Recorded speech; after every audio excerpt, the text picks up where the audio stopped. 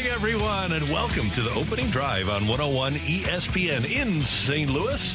It's 7 o'clock. Your time check brought to you by Clarkson Jewelers, an officially licensed Rolex jeweler with Brooke Grimsley. I'm Randy Carricker. It is great to have you with us on a Monday morning in St. Louis. And second alert weather, it's cold.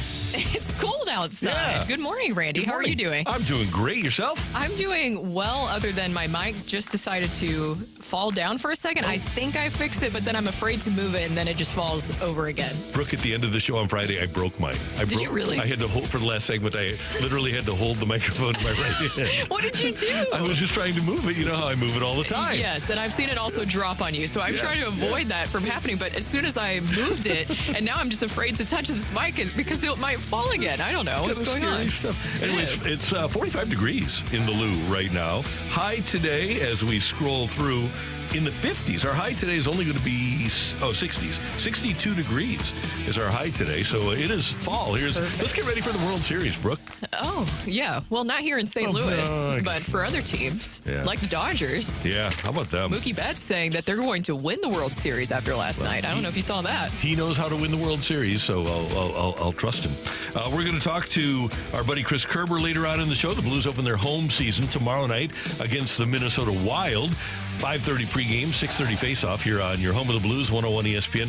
We have Monday Night Football tonight, Jets and Bills. That pregame coming your way at 6:30. We're also going to talk to Bill Mukalt. He's the head hockey coach at Lindenwood. They went to Wisconsin on the road and beat number 9 Wisconsin on Friday night. Pretty incredible for the relatively new Division I Lindenwood Lions hockey team. And he just started this year. He was hired in April, just taking over. He was over, I believe, at Michigan, right? Mm-hmm. Prior to this, as an assistant coach. And wow, what a way to start off your career here with Lindenwood. Pretty darn good. All right, so let's start with the Doyers. You mentioned them. They take a 1-0 lead in the NLCS last night with a 9-0 win. And Jack Flaherty was brilliant, was firing a no-hitter, went 7 innings, wound up allowing just 2 hits, no runs. And Brooke, he was brilliant. Once he got the lead, he was unstoppable. And the Dodgers are apparently, at least Mookie Betts thinks, unstoppable. Yeah, well, that's what Mookie Betts is saying, but they definitely looked like it last night, especially for Jack Flaherty in that situation. 7 shutout innings from him. And Tommy Edman, too, with some really big moments in that game. I think he had a sacked bunt, and then he had an RBI2 in the game. He looked really good for the Dodgers as well. I want to ask everybody this question this morning. Okay. Is it wrong to be a fan of a former player from your favorite team? So, like a Tommy Edman, like a Jack Flaherty, is it wrong to root for them? No, that's one of the great things about St. Louis and St. Louis fans is we love our guys. We love Brett Hull. We love Chris Pronger. We love Kurt Warner. Our guys that Tommy Edman will wind up being a good example. Our guys that wind up leaving here wind up being our guys. And we go beyond just cheering for the most part. Not everybody. Some people just cheer the laundry. But I think one of the great things about St. Louis is that guys come into town and get standing ovations when they're wearing another jersey. We do care about people. And so, no, it's not wrong at all to root for those guys. And we're going to have a segment later on in the show because every team has a guy. Every team that's left in the Final Four in baseball has a former Cardinal that you can root for. Yeah, Lane Thomas, he's doing well. I mean, it seems like every single team. Yeah, the closer for the Yankees is Luke Weaver. Luke Weaver. I know. Is that still shocking to you whenever you hear that? Stunning. I would have never dreamed. Yeah. I would not have picked Luke Weaver on my bingo card to be the Yankees closer at this time of year. Mets have Harrison Bader. And Jose Quintana. Oh, yeah. Jose Quintana as well. Yeah. Didn't stay as long with the Cardinals, but still very much a Cardinal at our heart. That's one of the questions about last night. Do Oli Marmol and the Cardinals allow Flaherty with 85 pitches through 6 shutout innings? If it's the Cardinals that he's pitching for, do they allow him to come out for the 7th? I was thinking about that because I don't think they do. I don't think so either. So I think they go with their big 3. If it's the exact same scenario, I think it's Kittredge in the game, and then Romero, and then Ryan Helsley. I don't think the Cardinals allow anybody, Jack Flaherty or anybody else, to come out for a 7th inning. But to be fair, do you think many teams would? It seems like there's a lot of teams now that are quick to pull the trigger there. Yeah, but there's no team that is more analytically inclined than the Dodgers. So you would think that they would lead the pack, although they don't have much left in the bullpen right now. That could be a big key there. Yeah. It's just interesting to me that a guy can be so dominant, like Quintana was against the Phillies in Game 1 here a couple of years ago, and you take him out of the game. I can't figure out why you take a dominant guy out of the game. No, it doesn't make any sense. It's just something about that mystery 100-pitch count that they feel like they have to pull. Were you more shocked that the Padres lost to the Dodgers or that the Phillies lost to the Mets? I was more shocked that the Phillies lost. Both of those teams' offenses went in the tank. I was more surprised that Philly did against the pitching staff of the Mets, that they couldn't do it. And I know the Mets pitching staff is pretty good, but the way the Padres offense was going, I mean, it was going great, and then fell off the cliff. Well, it kind of fell off when you had the whole Ken Rosenthal thing happen. Right. What did you make of that? Because the whole situation, of course, we saw, we even talked about it, about how the Padres were feeling pretty good. Things were tumultuous. It was really fun to watch. And then Ken Rosenthal wrote that article where he talked about Tatis peacocking, different things like that. They banned him from the dugout. They wouldn't even answer questions from Ken Rosenthal. Did you think that was something that they let get too much to them? Yes. And that's something that Mike Schultz should know better of, because you don't worry about that kind of stuff. If you're a good team, you don't worry about that kind of stuff. Yeah. And to allow that to happen, I think probably hurt them more than it helped them. It felt like it. It felt like that turned into the story. Yeah. So today you've got a couple of baseball games, and we talk a lot, Brooke, about the Cardinals and them having, and they have a lot of former players in the playoffs. Today, you've got the Mets against the Dodgers. Dodgers are going to probably have a bullpen game. The Mets are going to pitch former Giant Sean Manaea. He'll get the start for New York. In the American League, the Guardians and Yankees play Game 1 of their series. Former Giant Alex Cobb against former Giant Carlos Rodon. So of the three starting pitchers that we know of today in the Major League Baseball Final Four in the LCS, three of them are former Giant starters. So I feel their pain. I know exactly how they're feeling. Exactly. You see, Cardinals fans, look, we're not the only ones that are hurting watching former players succeed. Right. Yeah, and the Giants just fired their general manager, maybe because he let those three guys get away. How about Mizzou going to UMass and winning 45-3, the 21st ranked Tigers, now up to 19 after their drubbing of the Minutemen. Why the game was played in Amherst, Massachusetts, I don't know. I know a lot of Mizzou fans were up there, and hopefully they had a good time, but Mizzou wins it by a score of 45-3. That's kind of, talk about the least consequential win of the Saturday and of the season for the Tigers. That's probably it, right? There's a little something called ring and run. Other people might call it being a sports war criminal, as I've coined it. And Jim Sturk is one of those for scheduling that game. The people who followed him simply not getting rid of it and like firebombing it off the schedule at some point are also complicit. But nobody more complicit and deserves more blame and shame than Mr. Sturk for just the most pathetic home and home I've ever seen in my entire life. I can tell you this. 2-for-1, whatever it is. Desiree Reed-Francois and Laird Veach, he just didn't have a chance when he was the athletic director at Memphis. But Desiree Reed-Francois said, well, if you want to play us, you got to play us at the Dome in St. Louis. Otherwise, we're just not going to play you. The game was scheduled to be played in Memphis.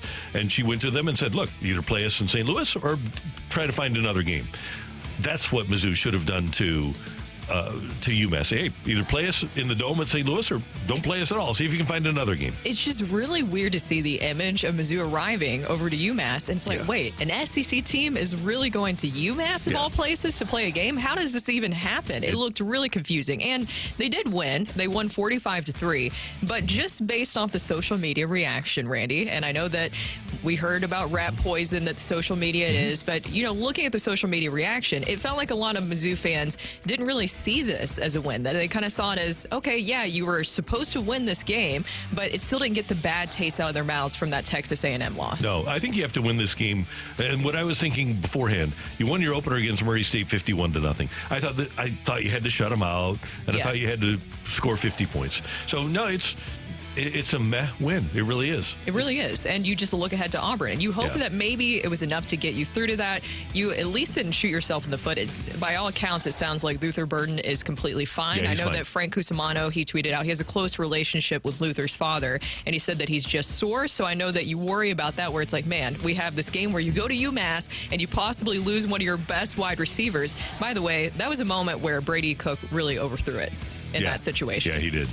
That was not a good situation. He's not connecting on the long ball like he did last year. Does it look like his confidence is affected to you? I think so. Yeah, and maybe he's hurt. A couple of years ago, remember he had the shoulder injury that we didn't know about. So maybe he's just not feeling it. Other college football on Saturday, and what a wild and fun day of college football it was. 23rd ranked Illinois beats Purdue in overtime, 50-49. Illinois was up 24. I think it was 27-3. They were up by 24. Purdue roars back, sends the game into overtime. Well, actually, Illinois has to kick a field goal to get the game to overtime, and Illinois wins it 50-49. Purdue goes for a 2-point conversion to try to win it in OT, and they can. So Illinois wins it 50-49. Number 1, Texas over 18th ranked Oklahoma, 34-3. Poor Sooners. Ooh. And then what a Saturday night. 3rd ranked Oregon knocks off number 2 Ohio State, 32-31.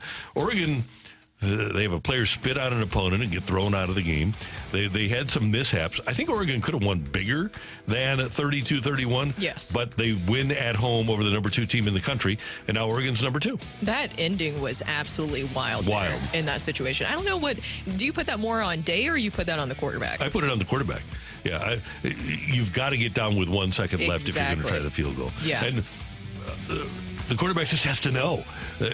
Even if the coach doesn't say something, remember that happened to Dak Prescott a couple of years ago in a playoff game? Yes. You've got to get down. In fairness to the quarterback, when he starts his slide, which is when the play is dead, there was 1 second on the clock. If you pause it, there was still 1 second on the clock. Well, And so I'm not sure if I don't know, maybe it's not a reviewable thing, but like when he actually starts his slide, which is the quarterback giving themselves up, that ends it. There was still a second on the clock. I think the officials might have bumbled it, not giving them one more play or not giving them one more snap. I think what happens, though, remember a couple of years ago there was a game where a quarterback faked a slide and then kept going. And so I think that's one thing that the officials look for now is he really sliding or is he going to try to continue to play? And he tried to do everything he could to get them in field goal range. Yeah. Just did not work out. That was a very shocking ending. Yeah, and then another shocking ending, 13th ranked LSU over number 9 Ole Miss in overtime, 29-26. Not that shocking because it was played in Death Valley on a Saturday night, but Ole Miss just looked to me like the better team, and credit to Brian Kelly and LSU and Nussmeier for bringing him back and getting the W. There was a lot of close games with a lot of different teams this weekend, especially ranked and unranked opponents. Doesn't it feel like the rankings should just be thrown out this year? And that's why I like the fact that the committee waits until week 10 just to see what's going on and see who's good and who's not. Because think of early in the season, Florida State was a top 10 team, right? Mm-hmm. And they aren't even ranked. And you look at Tennessee barely squeaked out a win against Florida. Right. Yeah. Yeah.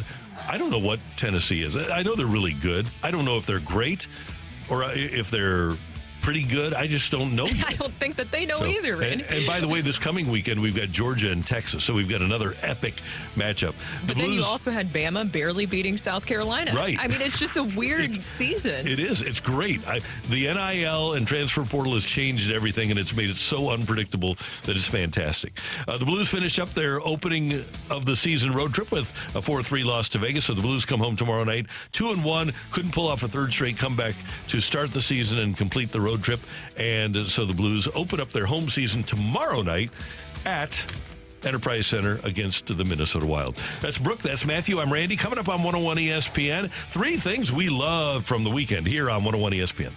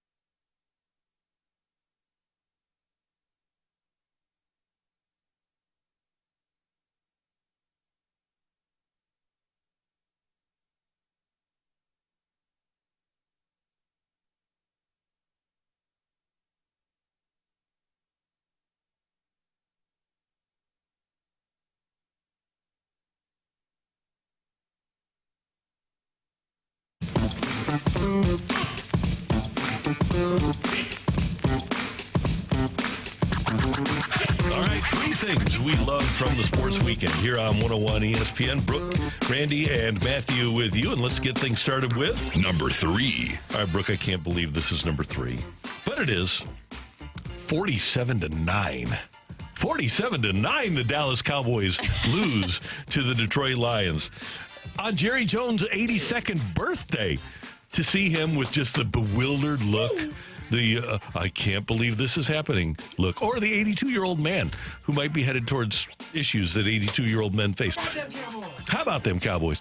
I loved the Lions trouncing the Cowboys. I just knew you were so excited about that, Randy. And that's why that's also my number 3. So I can go ahead and get that out of the way because I knew it would make you happy. But it makes me happy, too. Because, look, Jerry Jones has to look no further than himself when you're talking about the issues with the Cowboys. We talked about this going into the season. It was not a great offseason for the Cowboys and what they were able to do. Then you go into the season with a lame duck head coach and Mike McCarthy.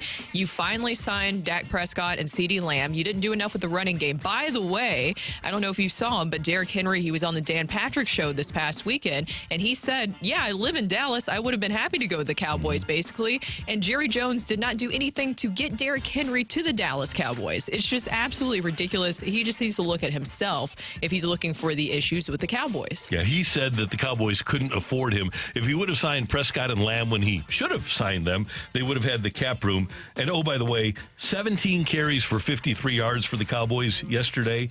Rico Dowdle, 5 for 25. Ezekiel Elliott, 8 for 17. And then they had some runs from the quarterback. CeeDee Lamb had a rush, but their running backs leave a ton to be desired. Actually, Derrick Henry would be, all due respect to CeeDee Lamb, Derrick Henry would be their best offensive player. Yeah. I think that's really fair. Do you think Mike McCarthy will be fired? I think that Jerry Jones still doesn't believe that he's the issue here. He thinks he's a great GM, Randy. So Right. he will go to Mike McCarthy, right? I think that McCarthy will stick around. Yeah, Jerry doesn't want to have somebody that is going to rock the boat. He doesn't want somebody who is going to try to do it his own way. It's kind of like the perception of the Cardinals with the managers and Mo, right? And we know Jerry's in charge. And that's why I don't think they'll go after Belichick. I don't think he'll ever give up the level of control that he gave up when he had Parcells there. I don't know. I'm still on the train that they will get rid of Mike McCarthy here soon. I just have a feeling, and that Bill Belichick will be on the top of the list. I wonder if the reason that Dan Quinn wasn't promoted there is because he's a real head coach who does what he wants to do. Probably. I know this is a pointless hypothetical, but I'm just going to throw it out anyway. If Parcells, let's just say he even gets to an NFC championship game, is Jerry more forthright to give another person the keys like he did to Parcells? Because he gave Parcells the keys, think so. and it didn't work.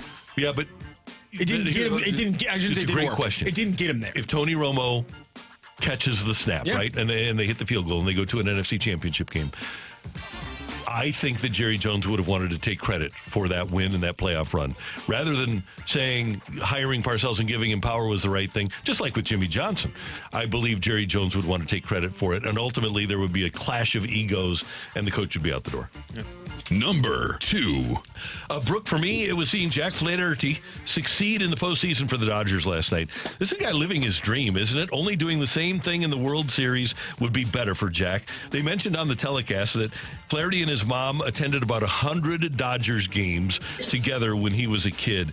And he's literally living a childhood dream, which I think is pretty cool to see. And I've always liked Jack. I know a lot of people in St. Louis didn't because he's smart and outspoken. And he didn't, because of injury, perform well here towards the end.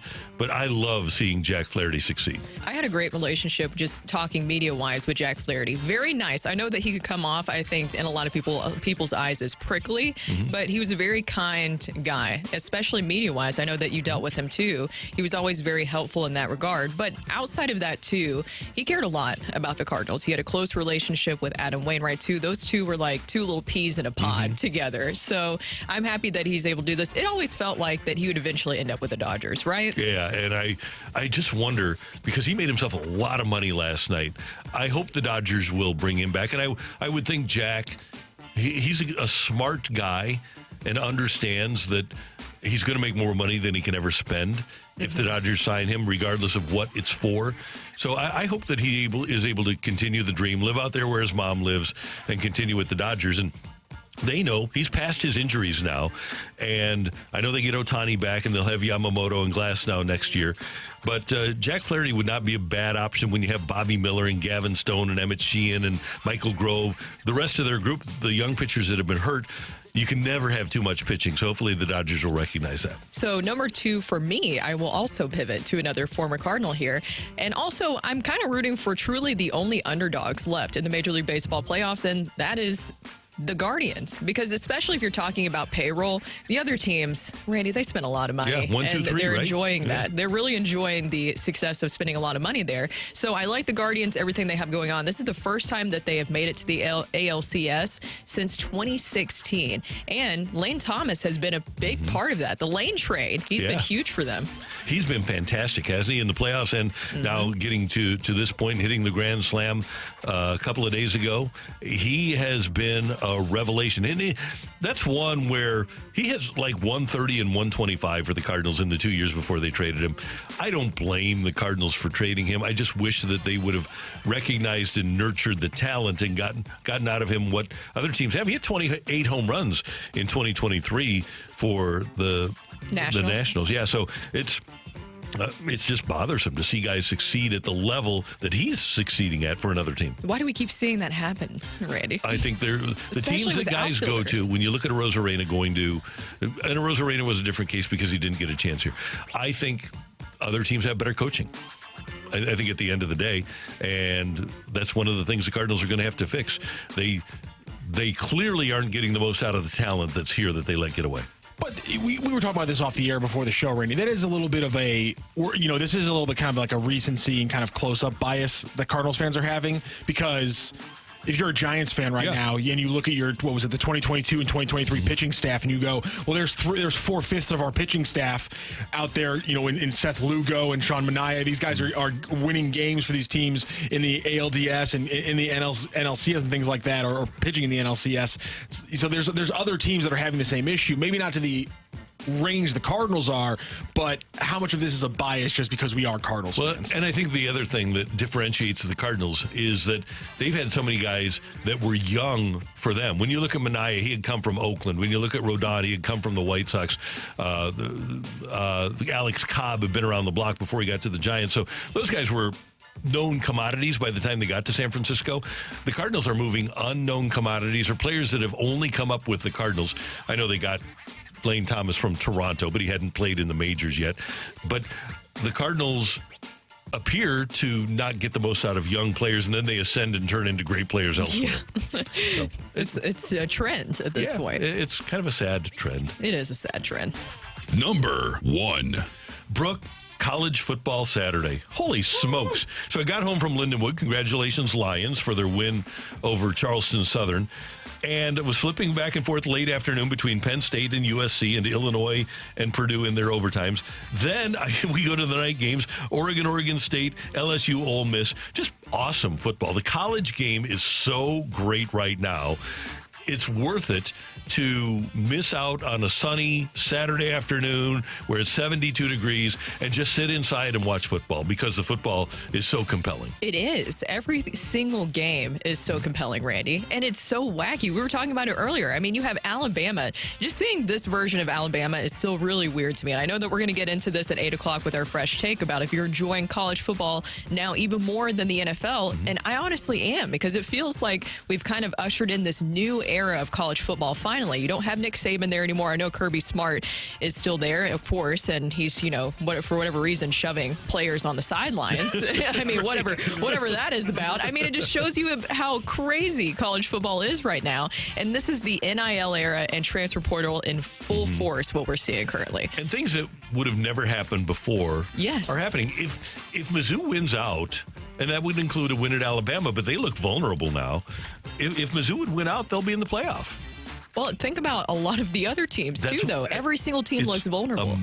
Or vulnerable or great. If A&M wins out, they'll be in the playoff. There are so many. Vandy all of a sudden looks like a really good team because of Diego Pavia. Right. And that's the key is these quarterbacks are moving around and giving teams opportunities, giving previously teams that didn't have a chance, like Mizzou, like Vanderbilt, giving those teams a chance. And you've got the normals up there. You've got Texas, Oregon, Penn State, Ohio State, Georgia, Miami, Alabama, LSU. They're your top 8. And then you've got Iowa State, and they've kind of floated around with Matt Campbell, the top 25. And then Clemson, number 10. But Tennessee has bounced back. Tennessee can win out, and they could eat. If they win out, they'll be in the playoff. Notre Dame only has that one loss, but it was to Northern Illinois. And then you've got BYU. They've been great in the past, and they're back at it. A&M, Boise State's been great in the past. Indiana's 6-0. But Indiana wins out. And winning out will be prohibitive for them. Hard to do, but they would be in the playoff if they did. It's just amazing to me. And then Ole Miss at 18, Mizzou at 19. It's weird. It's such a weird year, but it's so compelling. Thank you, Transfer Portal. Transfer Portal and NIL. Yes. Because previously, schools, I won't even say schools. I'm going to quit with the school thing. I'm going to say teams like Ole Miss and Mizzou, they wouldn't have been able to be in the mix. But because of NIL and the Transfer Portal, they are. The Ole Miss offense is awesome. They're great. Mm-hmm. It's NFL Junior at this point, Randy. Yeah, it is. I was wondering the other night as I'm watching these games and seeing the players on that have transferred. How many of these guys do you think are really going to class? I don't know. I would love to know that, especially the guys who are making a lot of money. I would suspect probably not that much. Will Howard, we talked about him earlier, the Ohio State quarterback. He's a grad transfer. I wonder if he's really taking graduate level classes or if he's just kind of taking ballroom dancing or something like that. Ballroom dancing. That's what, when Matt Leinart stayed for his last year at USC, that's what he took. He took ballroom dancing. Oh, my gosh. Yeah, that was the only class he took. I love that. Now cool. I got to look up random classes. Number one for me, just real quick. I know that you mentioned it, Jack Flaherty. It's really hard for me to want to root for the Dodgers, Randy, but I am happy to see the former Cardinals doing well. Jack Flaherty, as you mentioned, living his dream playing for the Dodgers. And Tommy Edman, he is so invaluable as a player, especially a guy like that at the bottom of your lineup. You saw in the game last night, he had a sac bunt. He also had an opposite field base hit. He is able to do so much, and he's played already multiple positions for the Dodgers. And I know that he just started in August, but he's already proven to be such a valuable asset for them. Yeah, and I find it very easy to root for Dave Roberts. He just seems like one of the nicest people in the world. Yeah. Do you think that Tommy Edman and Shohei Ohtani have become best friends yet? I would think, yeah. I would think there's probably...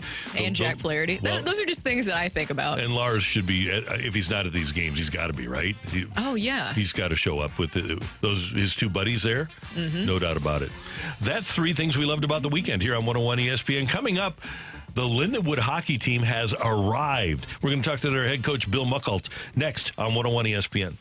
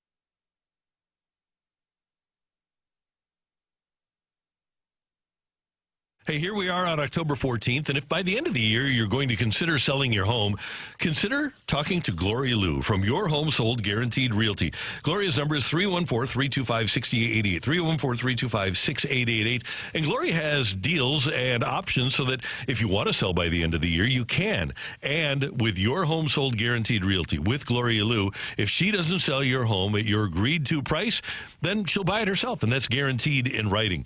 You can get options so that you can sell quickly, and you can also set up options so that you can stay in your house for a long time. She has so many different options for you to sell your home.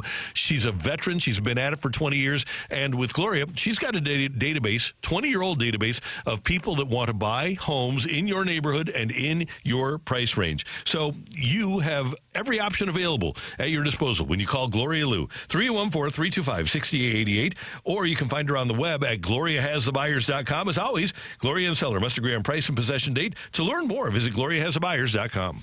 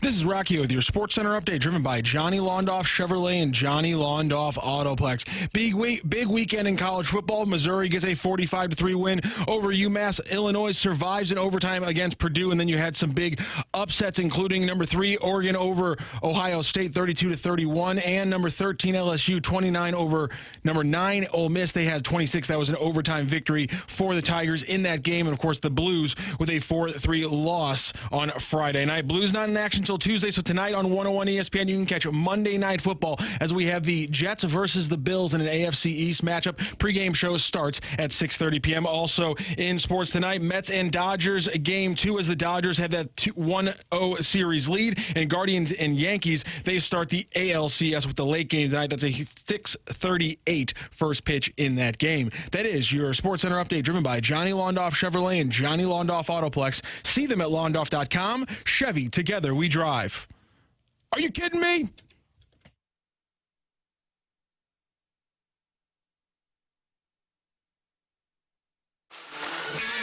Lindenwood taking their time, and there's the shot by Mercier, and they score. And Lindenwood takes the lead at the Kohl Center. Zilke got it back, and there's the shot, and Mercier has done it again. Jaden Mercier with 2 first-period goals. Shot saved by Scarfoni, and it's in again. Lindenwood are 3-1 up. Waiting for his teammates and able to find one, and there's the shot, and Lindenwood has a 4-2 lead. May have just sealed one of the greatest nights in their program's history. 5 seconds remain. 5 seconds left in the game. Do you believe in miracles? Yes! Grimsley, I'm Randy Carricker, and it was an epic weekend for the burgeoning Division I Lindenwood hockey program. As you heard, they went to Wisconsin, won on Friday night by a score of 4-2, and gave the Badgers all they could handle on Saturday night in falling by a score of 3-2. The first-year head coach at Lindenwood is Bill Mukalt, who joins us now on the Celebrity Line on 101 ESPN. Coach, thanks for your time, and congratulations on a huge win at number 9 Wisconsin on Friday. Good morning, Randy. Thanks for having me on the air. We're excited to have you. What did that feel like after you got that win? Here you are, a first-year coach, and you're building a program. That's a pretty big statement, isn't it? Obviously, just super excited for our kids, proud of them, just buying into the game plan, but happy for our university. And just, maybe a lot of people outside of it, our locker room didn't give us a chance, but that's what happens when you believe in each other and go out and pay the price. So it was a super exciting weekend for our program.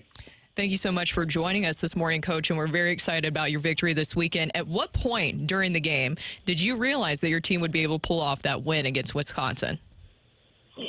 Honestly, just going into it, there was a belief beforehand, but, it was 3-2. I think the play by Dave Gagnon when he pulled up and hit Artie Borshev coming in and already ripped that, top corner and a 4-2 with about 3.5 minutes to go. We knew they were going to pull the goaltender then, but that was probably the moment where it started to, get real. Coach, with the schedule that you have, playing Wisconsin and later on, we're going to talk a little bit about Ohio State coming up. You have to go to Denver, play University of Denver. You're going to play Michigan State. You're going to play Notre Dame. How valuable is it for you to play the big boys? Yeah, that's part of the scheduling is part of the process is we want to play the best teams that have NHL players that are in prospects, for our program. So we really have a good strength of schedule. Obviously, we're hosting November 15th and 16th at home against Ohio State. So there's a good promo code on our website at Lindenwood. I believe there's $7 tickets. It's a great opportunity to come out and watch, college hockey. It's just a great brand of hockey against a Big Ten opponent. It's the first time in 42 years when the Lindenwood launched, I believe, 2 years ago to the Division I program to have hockey in the St. Louis area again and in the Midwest. So, we're really excited about that opportunity. And by the way, that promo code is ESPN 101. Just go to lindenwoodlions.com, and you can get them for the November 15th or 16th games against Ohio State. Coach, I wanted to ask you about, obviously, this was a full team effort, what we saw this past weekend, but how key was Owen Barskevich between the pipes in those two games? First of all, big props to you for delivering his name right. I just call him Bart. So good for you. You know what? He was reminiscent of Nikolai Habibulin. He was the Bulin wall out there for us. Like, he was unbelievable. He's been really good in practice, as have our other two goaltenders as well. But obviously a good, piece to having success is getting good goaltending on the road and keeping the crowd out of it. And for the most part, we were able to do that both nights. Coach, one more thing from me. You guys, you have played in the NHL. You've coached at the highest level of college, and you wouldn't have taken this job, obviously, if you didn't think it had potential. What kind of upside do you think the Lindenwood hockey program has? Well, that's a great question. I think done a great job of getting it to this point, but, Jason Coomer, our athletic director, and our president, Dr. Porter, when I came down here to meet with them, I really bought into the vision and saw the resources here that we have at Lindenwood and Centene Community Ice Center, where the Blues are at, and the practice facility and the minor hockey programs. I really think that all the tools are here to take this thing to a higher level, and it is a process, and we don't want to get too excited. It's just one night or one game, but there's certainly a belief in our locker room, and we're don't tell our kids that we feel like we have a chance every night, and that's a real positive. But there's a lot of work to do that goes into it, and it's continuing to recruit and continuing to build, and obviously, we want people to come out and see what we're about, and I think when they do that, they're gonna want to come back for more. You were the associate head coach over at Michigan, a very elite program over there from 2017 to 2023. What was your biggest lesson that you learned coaching-wise while there? Yeah, that's a great question. I think the biggest thing is when we're dealing with all, we had 5 first-rounders, 4 of the top 5 picks in the NHL the 1 year, is just working on developing them as quickly as you can, and they're going to fail a little bit. early, but they'll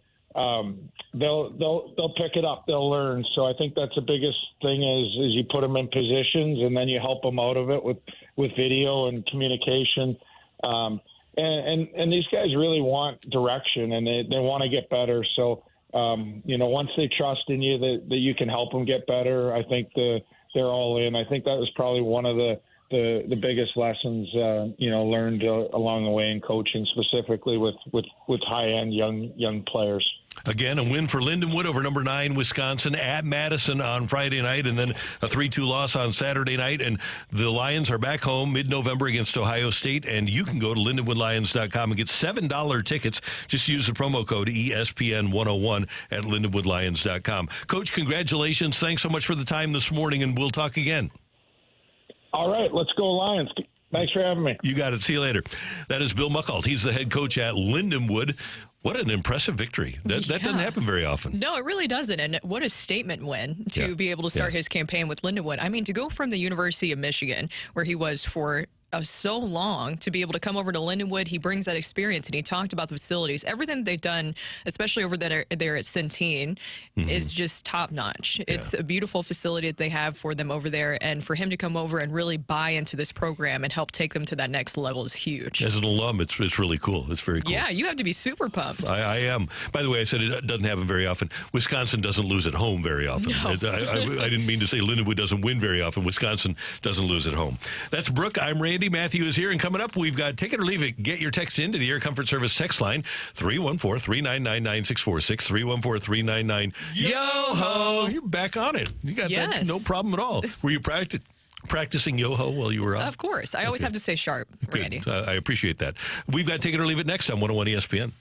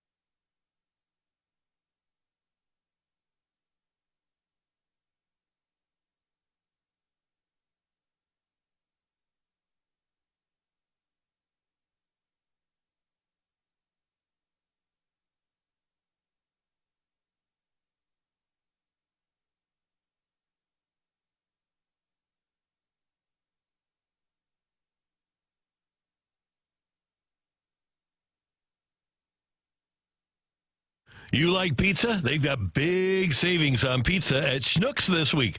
How about Emo's Pizzas? $5.99 a piece this week at Schnucks. Today through Friday, a limit of 6. You can pick up some Emo's Pizza for just $5.99 a piece. Or if you want to get the Pep's Darf House pizzas, they're just $5.99 a piece as well. Limit of 6 at Schnucks this week. And Brew Pub pizzas are just $5.99 a piece as well. All of these St. Louis pizzas are available. Limit of 6 for just $5.99 a piece when you go to Schnucks. Make sure you take advantage of this week's huge savings and keep your eyes and ears open for the next Deals and Steals sale at Schnucks. Those are incredible. And we're going to have news about one of those coming up. But Schnucks Deals and Steals are Thursday, Friday, and Saturday at Schnucks. But all week long, if you want to enjoy some great pizza, if you want to watch some Blues hockey tomorrow night, oh, by the way, get the Blues cookie cake. I think they'll make them now that we've mentioned it. We've got to have the Blues cookie cakes available for the home opener tomorrow night, don't we? But get that. Get some pizza for your baseball or hockey party and enjoy all the great savings when you go to Schnucks. And, oh, by the way, download the Schnucks Rewards app. Great savings on pizza this week at Schnucks.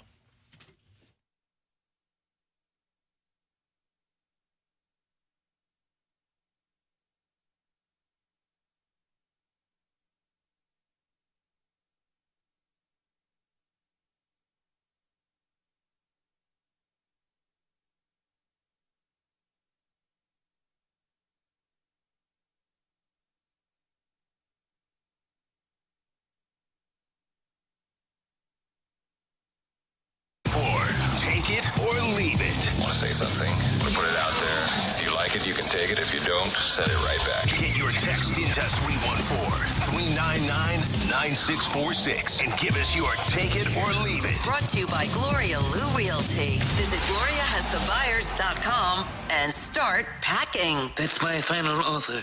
Take it or leave it.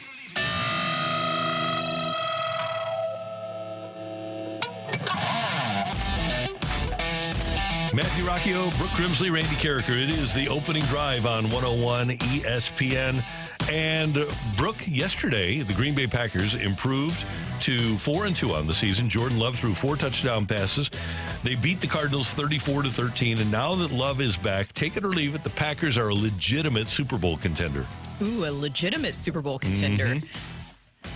NFC does not look overwhelming. Yeah, I'll take it because it seems like things are really maybe clearing up for them. I could take it, especially with Jordan Love back. They were able to get to the playoffs last year in his first season, taking things over. I don't think it's out of the question they could. And Aiden Hutchinson out for the season with a broken leg. That was terrible. Big blow it was. Yeah, big blow for the Broncos, or for the Broncos. Lions. For the Lions. Yeah. The Vikings are 5-0, but I think the Packers can handle them. I think Atlanta and Tampa Bay, they're tied for the NFC South lead. I think they're teams that can be handled. Everybody in the NFC West looks vulnerable. I think the Packers are a legitimate Super Bowl contender. So take it or leave it. This weekend, Tesla unveiled their new Tesla bot, Optimus, a robotic humanoid. And you said you didn't see it, but you should look it up because it's very creepy looking and reminds me of several movies that have come out about robots and how they take over. Anyways, take it or leave it. Move over AI Jerry Jones. We can now finally have robot Jerry Jones to hold press conferences in the future. Take it and scary because robot Jerry Jones has to be better at building a team than real Jerry Jones or AI Jerry Jones. Walking around. Yeah. Now you don't have to wheel around like an AI screen of him. You can actually have a robot bossing people around. Oh, that'd be fabulous. Let's hope he doesn't get a real football brain. Let's hope he has the Jerry Jones brain. The GM. He will just be the GM for eternity. Yeah, right. Totally. They'll never get rid of him. I got to see this. Tesla robot. I wonder if it'll drive. All due respect, if you're driving one of those ugly cyber trucks, all due respect. But I wonder if the robot is going to drive one of those ugly cyber trucks. I assume that they're built to. Also, with all due respect, you can go ahead and say they're ugly. They're ugly, thanks. Randy. Somebody's driving one, though, and I feel bad. No, they're driving it. They have to. Themselves. And I'm sure maybe somebody who drives a Cybertruck can text in and, say, no, this isn't the case. But I feel like you drive it as a status symbol because people know how expensive it is. And it's all about that. I'd rather have a good-looking, expensive car. It looks like a box. It looks like a trash can. It really does. They look so bad. Yeah. Here's my thing about the robots. Stop making the future look like what people thought it was going to look like in 2005, and actually create the future. Why is the iPhone great? because no one actually thought that's what phones were going to look like, and that's why it's amazing. Stop making the future like everyone thought it was going to look like in the 80s, and just actually make stuff that gets us to the future. Like there's everything he's doing is just the Tesla Cybertruck, the new like Cyber Taxi or whatever. It just looks like a poor artist rendering from like a kid's book in the late 90s that you got at the Scholastic Book Fair. Did you look it up to see what the robot looked like? Yeah, I'm not impressed. No, it looks like the dumbest looking robot I've ever seen in my entire life. Get a robot that actually can do something. Why does it have to look like a human? I don't understand. Is anyone else kind of weirded out? Why do the robots keep having to look human? It says that the Does that robots freak anybody else out? Yes. Okay, it said robots can do everything, including walking the dog, babysitting, and mowing the lawn. You're not babysitting. Would you let a robot babysit your child? Robot's not babysitting my child. I wouldn't let it walk the dog. Again, I have to ask this. Who is implementing Asimov's 3 laws into these robots? Law number 1, never hurt a human. Law number 2, like these things, it was made for fiction. Mm-hmm. But it has, or it just has real world application and let's use it. Like, if you're not putting in the 3 laws, I don't want robots. I don't want robots, period. No. I'm with you. What do you got on the text line there, sir? Take it or leave it. If the Dodgers make the World Series, we will see Shohei Ohtani pitch. Leave it. Yeah, they are not going to pitch him this year. That'd be too much. Yeah, he's not ready for that. He just has. He's healthy, but he and I know he's throwing, but there's such a big difference between throwing on the side and getting into game action, and he hasn't thrown in a game in over a year. So no, I can't imagine that they would let him. No. Take it or leave it. Rocky Road is the goat ice cream. Ooh. Yeah, that's what you give to the goats. I would. I like Rocky Road, but it's not the goat. Well, what is your greatest of all time? Tracks. I was going to say bunny tracks, moose tracks, turtle tracks, whatever tracks. But here's the thing. Some of them are different. When I say bunny tracks, I'm talking, I want peanut butter cups. Okay, some people want chocolate-covered almonds. No. Here's a huge disappointment. In the fudge swirl, because I think the original thing with the fudge swirl was like chocolate-covered almonds, and now it's like peanut butter cups. Now I'm full peanut butter. Oberweis, the absolute goat, is Oberweis chocolate peanut butter. Have you ever had it? No, I don't think so. You've got to try it. Would you like chocolate peanut butter? Is that something? Well, yeah. Okay. Oberweis Who doesn't like chocolate peanut butter? There you go. I know I'm wondering what happened to who hurt those people that don't like chocolate peanut butter. Yeah, you can pick it up at Schnucks, but if you could just go to an Oberweis, if there's one around. There used to be one in Creve Coeur. It's gone now. But Oberweis chocolate peanut butter is the absolute goat of ice cream. I forgot about moose tracks for some reason. Yeah. I'm really glad that somebody brought this back up. The answer to who hurt you for people who don't like chocolate and peanut butter is at least a couple people who were watching the episode that you ate that Reese's egg. Oh. At least some people, that was the day that they went, I can't ever do that again. It didn't stop you. It would never. I would do it again, Brooke. I would absolutely on Good Friday. I would do that. It was absolutely worth it. So here's, if you weren't tuned in that particular morning, Michelle Smallman challenged me to eat a 1-pound Reese's Bunny on Good Friday within an hour, the first hour of the show. And I did. Now, was I Zooming for the 8 and 9 o'clock hours? Absolutely. Yes. Was I running to the restroom during breaks? Absolutely. But was it absolutely delicious? Yes. Would I do it again? Yes. Of course. It was great. Remember, I even brought in peanut butter for Oreos. Oh, yeah, that was fabulous. That's a little, well, at least to me, little known gem. It is. And you dunk it in some milk. Mm-hmm. Perfect. Yeah, fantastic. Take it or leave it. 314 is predicting something I've been waiting for since they expanded the NFL playoffs. Take it or leave it. The NFC North gets all 4 teams into the playoffs. Oh, man. By the way, I went back to the 80s one day. Uh-huh. There has never been an NFL season, by my recollection, where even if there was an expanded playoffs, that all 4 teams would get in from one division. Or 4 teams would get in from one division. Obviously, when you had 3 divisions, it was a little different. But I did the math that it has never happened that 4 teams from one division would get in. But I don't know. I think the NFC North honestly does have a chance with the way the NFC is working out right now. Yeah. I'm going to leave The Bears are picking up some steam. Yeah, Caleb Williams is figuring it out. Mm-hmm. But it's just like, are you really that confident that everyone from the West and the East That's the thing. I think bottoms out? San Francisco and Seattle are both pretty good. I don't know about Philadelphia. I still don't have Philly figured out. Yeah. They're 3-2. I feel like I'm not bought in. Yeah, on that. they're 3-2, but I'm not bought in. It's because of Sirianni, isn't it? I was going to say, the thing about the Eagles is you got to think, like, when do they fire Sirianni? What kind of bump do they get from the interim head coach? That's baked into the equation now around the Eagles, and we have no idea. No. But that would be fun, especially with as bad as that NFC North has been for as long as it has.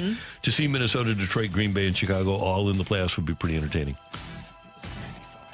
Trying to think when I did this research, trying to find the teams in the playoffs. It might have been like the mid '90s, but it hasn't happened in a long time, and I don't think it will happen. But I hope it does. That'd be fun. Thank you, Matthew. Somebody said, hold on a second. Hold on. Somebody said, you got to mix chocolate and pistachio gelato. That's the greatest thing ever invented. What? Here's the thing. I'm not a big fan of pistachios. I do like pistachio gelato, though. How I'm about, not a pistachio person. Yeah, I'm not either. How about Tom Brady's avocado ice cream? I'm not going there either. No. Not going there. Eat a strawberry, you psychopath. Yeah, really. Come on, Avocado Tom. ice cream. Yeah. Kind of takes out the fun. It really feels like you're trying to make it does. too healthy. Yeah, he totally is. I've had avocado chocolate mousse, and that's good. Uh-huh. Have you had that? No, but I don't like avocado. No. Well, it doesn't even taste like avocado Okay, when then it's in the chocolate mousse. I'll give it a try. Because it's chocolate at that point. By the way, how do you guys think Brady is doing on analysis of football? I think he's fine. I don't. $37.5 million fine? I wasn't expecting him to just come out swinging right out the gate. I think it'll just take a little while. It's just, of course, the money comparisons will always come in. And I don't know if he'll ever be as good as Greg Olsen. I think that's... I really enjoyed Greg Olsen. Me too. Yeah, I thought he was great. Oreo concrete with peanut butter sauce. Oreo concrete with peanut butter sauce. Interesting. Yeah, I would be on board with that. That's worth a try over at Fritz's Frozen Custard. I don't know if I've ever had the peanut butter sauce before. Yeah. How good's the peanut butter sauce? Yeah, you've never had peanut butter sauce before? Yeah. No. Like in a concrete or anything? I think the Tiger Streak has peanut butter in it, or is it caramel? I don't get the Tiger Stripe. Tiger Streak at Andy's frozen custard? No. When I get frozen custard, I almost always go just plain chocolate, because plain chocolate frozen custard is so just pure, just awesome. You don't need to add it in anything else in. Just plain chocolate frozen custard is so good. Have you had the Tiger Streak at Andy's frozen custard? No. Do I need to try it? It's so good. It's funny because one time we were down in Tennessee, David, my husband, tried to order a Tiger Streak at the Andy's down there, and they were like, what in the world is a Tiger Streak? Because obviously it's Mizzou related. Yes. You have to special order it.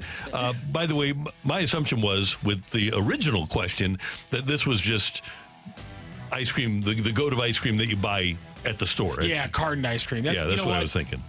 Man, one day we might have to do this, Randy. Cardinal ice cream, soft serve places, custard places, and just like hit the broad, just rank everything across the board. Fritz's is the goat. The Fritz's special you won't ever beat. Really? Yeah, it's better awesome. than Ted Drew's? Is Fritz's soft serve or custard? It's frozen custard. Fritz's frozen custard. Well, we're going to have a fight about that one, friend. Oh, okay. Well, if you're going to go ice cream, DQ is. I'm just saying I grew up in South City. I'm not going to. Well, see, you have to expand your horizons. Have you been to Fritz's? I have. Have you been to Fritz's? I have a lot of friends out in the county, but I'm going to stand there with my torch and pitchfork labeled City of St. Louis. Well, there's nothing. I love the city. I just find that there's better frozen custard. Wow. I have not been to Fritz's, but I'll put it on my list. Fritz's is really sensational. It's really good. Yeah, I like Ted Drew's personally. Yeah. That's me. Ted Drew's is great. Fritz's is just better. Okay. Yeah. Unpopular opinion? Probably. Okay. Maybe. Maybe. I have to agree to disagree on this one. Coming up here on 101 ESPN are Saturdays, college football, as good as Sundays now? That's next on 101 ESPN.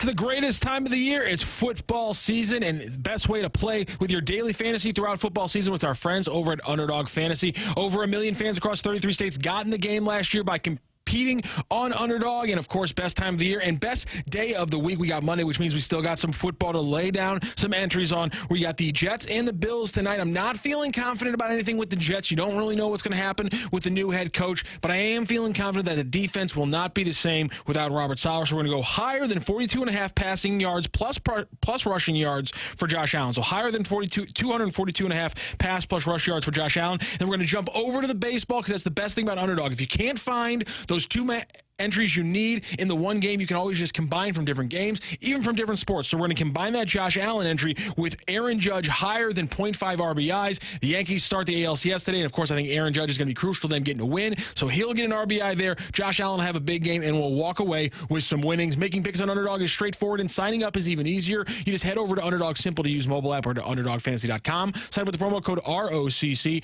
and Underdog will give you a free pick to use on your first Cash Champions entry, plus up to $1,000 in bonus cash when you deposit. Of course, you can just add that first Cash Champions pick'em offer. You can just add that to the entry we just built. That's Underdog Fantasy, promo code ROCC to claim your new customer special of a free pick and that deposit offer. Must be 18 plus and present and stay where Underdog Fantasy operates. Terms apply. Concerned with your play? Call 1-800-GAMBLER or visit www.ncpgambling.org.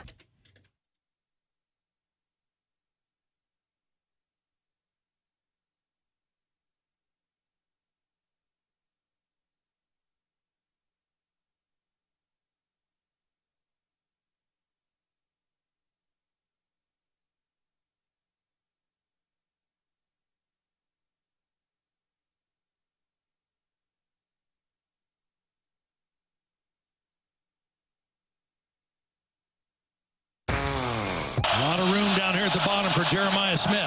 3rd and 20. Howard, a lot of time coming off. Howard's going to run for it. Time runs out, and that'll do it. Oh, my goodness. Welcome to the Big Ten, Oregon. They storm the field at Autzen, and the Ducks win this bout 32-31. What a battle and what a weekend of college football. You had that game, Oregon knocking off Ohio State. And by the way, number 3 Oregon beats number 2 Ohio State 32-31. Penn State goes OT and beats USC 33-30. Georgia has to hold off Mississippi State 41-31. Alabama holds off South Carolina 27-25. And South Carolina had that one. They throw an interception at the end. Tennessee is able to hold off Florida 23-17. LSU over Ole Miss in overtime 29-26. It was a remarkable weekend. And this is just a continuation, Brooke. When you look at maybe the best regular season college football game I've ever seen, the Alabama-Georgia game. You look at Mizzou and Vandy. You look at Mizzou and Boston College. You look at Miami and Cal this weekend. I mean, it's unbelievable how many great college football games we see every single weekend. There doesn't seem to be a weekend where we just say, that was okay. Every weekend has something great. And I've reached a point now where I actually prefer watching the college game, college, air quotes, to the pro game. You can go ahead and call it NFL Junior because it is at this NFL point. Junior, yeah. With NIL and everything with the transfer portal, that's what you're seeing. You're seeing this finally come into full effect because you've had a couple seasons here where you could have those players really utilize the transfer portal and utilize NIL. And now it feels like it's fair game for so many different teams. You mentioned teams like Vanderbilt. You mentioned Mizzou. Now it feels like it's more fair game for all of them. And you have the 12-team playoff format, which really expands things too, obviously. And it looks like specifically just in the SEC that the SEC top dogs look more beatable some weekends. And that's what's so shocking, especially seeing Alabama. I could never in my wildest dreams imagine Nick Saban in his postgame smiling like DeBoer did after they just narrowly beat South Carolina of all teams. Unranked South Carolina. They just barely beat them. And DeBoer was smiling in his postgame comments. Nick Saban would be absolutely livid. And maybe the talent gap isn't as wide. And maybe it's because of rankings, but it seems like upsets are bigger in college football. Vandy over Alabama a couple of weeks ago obviously was monstrous. But you had that Arkansas win over Tennessee. You had there was one other big upset that week. Miami just beat Cal 39-38. It was amazing 2 weeks ago how many upsets there were. And it just seems like in college, upsets are bigger. They have more oomph to them than in the NFL. I just think that the college game has really hit its stride. And I know a lot of people hate the transfer portal, and I know a lot of people hate the idea of NIL. But I think that's why parity has reached college football, because Vandy can go out and get a Pavia, right? And Mizzou can go out and get enough good players that they couldn't recruit in the past to be able to compete with the likes of the big boys in the SEC. The sport is different now than it's ever been, and I think it is for the better. I'm enjoying it. I really am. I'm enjoying it more than the NFL this season, honestly, because of that, with what you're talking about. It feels like it's more fair game because of the transfer portal and because of NIL. I don't know what's more shocking this year, that Vandy has one of the most exciting quarterbacks in all of college football in Diego Pavia, or that Alabama just looks not so great defensively. There's so many just shocking storylines, but even with Diego Pavia, it felt like maybe that would just be his 15 minutes of fame against Alabama, but he's really done well. And then you look at Mizzou, they were able to beat Vandy in overtime, and so then you think about that too, about how wild this is. I think the other upset that you were thinking about technically wasn't an upset, because I know Texas A&M was favored in that game, right, but still Texas A&M beat Mizzou in that one, and at the time Mizzou was ranked higher than Texas A&M. For them to trample Mizzou, yes, and Mizzou basically to not show up was a huge upset. Let's look at Alabama the rest of the way. They've got Tennessee this week, and everybody, I think, would be logical in thinking that Tennessee could or maybe even should beat Alabama. That game is in Knoxville, and that's the biggest rivalry, right? Tennessee and Alabama. Yes. At least for Tennessee, that's their biggest rival is Alabama, right? Exactly, yes. So I could see that. For Alabama, they've got Auburn, they've got Georgia, but I could see Tennessee with that one. And then Alabama has Mizzou at home. Mizzou is capable of beating anybody. And then Alabama has to go to LSU before they play Mercer. They're at Oklahoma, and then they have the Iron Bowl. I could, with Alabama having lost already to Vandy, I could see them losing this week. I could see them losing at LSU. I could see Alabama being on the outside looking in for the college football playoff in the first year of a 12-team playoff, which I never would have thought of. And that unpredictability, for me, is what makes it great. It is. It's very unpredictable. And also, I think it is a positive for Mizzou. I know that a lot of fans, we talked about this earlier, are not happy that Mizzou went over and played a UMass. Yes, they won, but it still didn't feel like enough to get the bad taste out of their mouths with everything with Texas A&M and the way that happened. I think that people still haven't bought back into Brady Cook this season. No. And it looks like he is lacking confidence. You mentioned it earlier. We know that in the past he has dealt with shoulder issues, and there's nothing that has been said that that's the case currently right now. But there's times where it really looks like he's still not locked in with his receivers. And UMass, I know he had some great connections with Luther Burden, and we also saw Northfleet a little bit more. But at the same time, I think one positive for Mizzou is that you do see a lot more of these teams look a lot more vulnerable. I know it's not great at times whenever you're seeing Mizzou sometimes, and that Texas A&M loss was absolutely dreadful. But at the same time, you look across the SEC, these other teams struggling. I mean, it should make you feel a little bit better, or does it not? No, it makes me feel better because I think there's total parity. I think that anybody in the top 15 now is capable of beating anybody else. When Vanderbilt beats Alabama, that's all we need to know. Anybody is capable of beating anybody else. The only team that really hasn't been threatened in a game so far this year is Texas. And I don't know if it's on a neutral site, I don't know that I would take Texas over Oregon, the way Oregon played the other night, and how difficult it is to stop Dylan Gabriel. Yeah, no, they looked really good. And as you mentioned, it actually could have been more of a win or a victory for Oregon in that game if there wasn't some other issues that happened earlier. But that was a great game between them and Ohio State. Yep. By the way, on Thursday night over at Llewellyn's on the 17th, I'm going to be there talking some Mizzou football. We're going to have a great Tiger Club get together.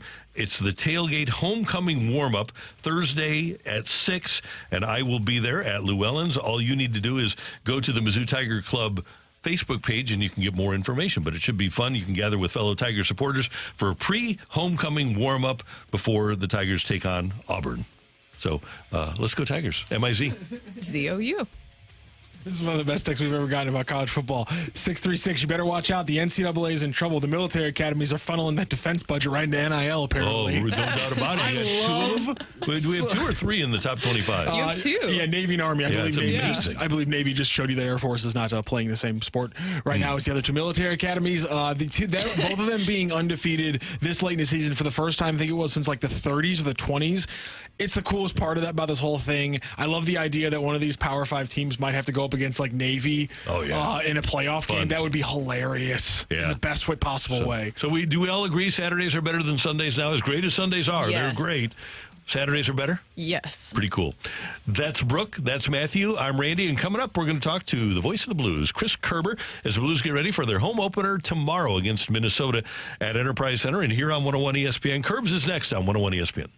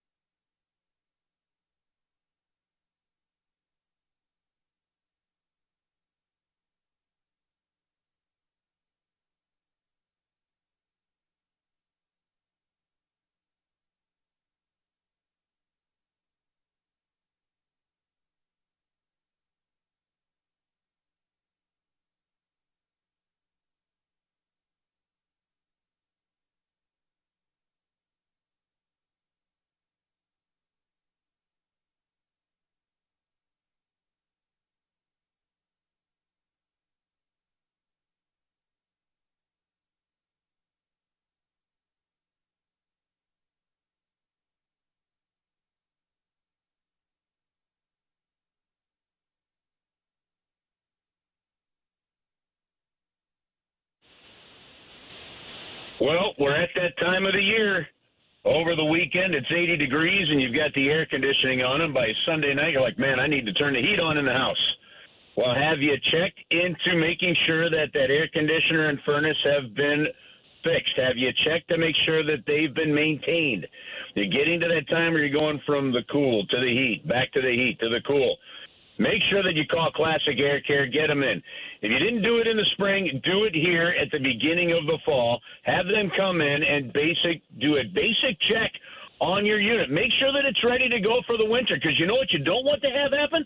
You don't want to have it breaking down if it doesn't need to, and these things can be caught in advance. It's like anything else. You maintain it, it's going to run properly a lot longer. Call Classic Air Care. Make an appointment today. They've got maintenance programs as well. You can buy filters online. They've got a 4.8 Google rating, and there's thousands of them on there. That's how satisfied customers are. And by the way, if you've been putting off potentially needing a new furnace for the house, now's the time to get on the calendar to do it. They have them in stock, and prices are going to go up because of a couple of changes in government regulations come the turn of the year. So get online, make an appointment today. You can also call them if you'd rather deal face-to-face or ear-to-ear with a person. That's the way I like to do it. But you can go to ClassicAirCare.com for it all and make sure that your house is as comfortable as you want it to be. It's really that simple. Classic Air Care. Go to ClassicAirCare.com. They've been making people comfortable since 1926.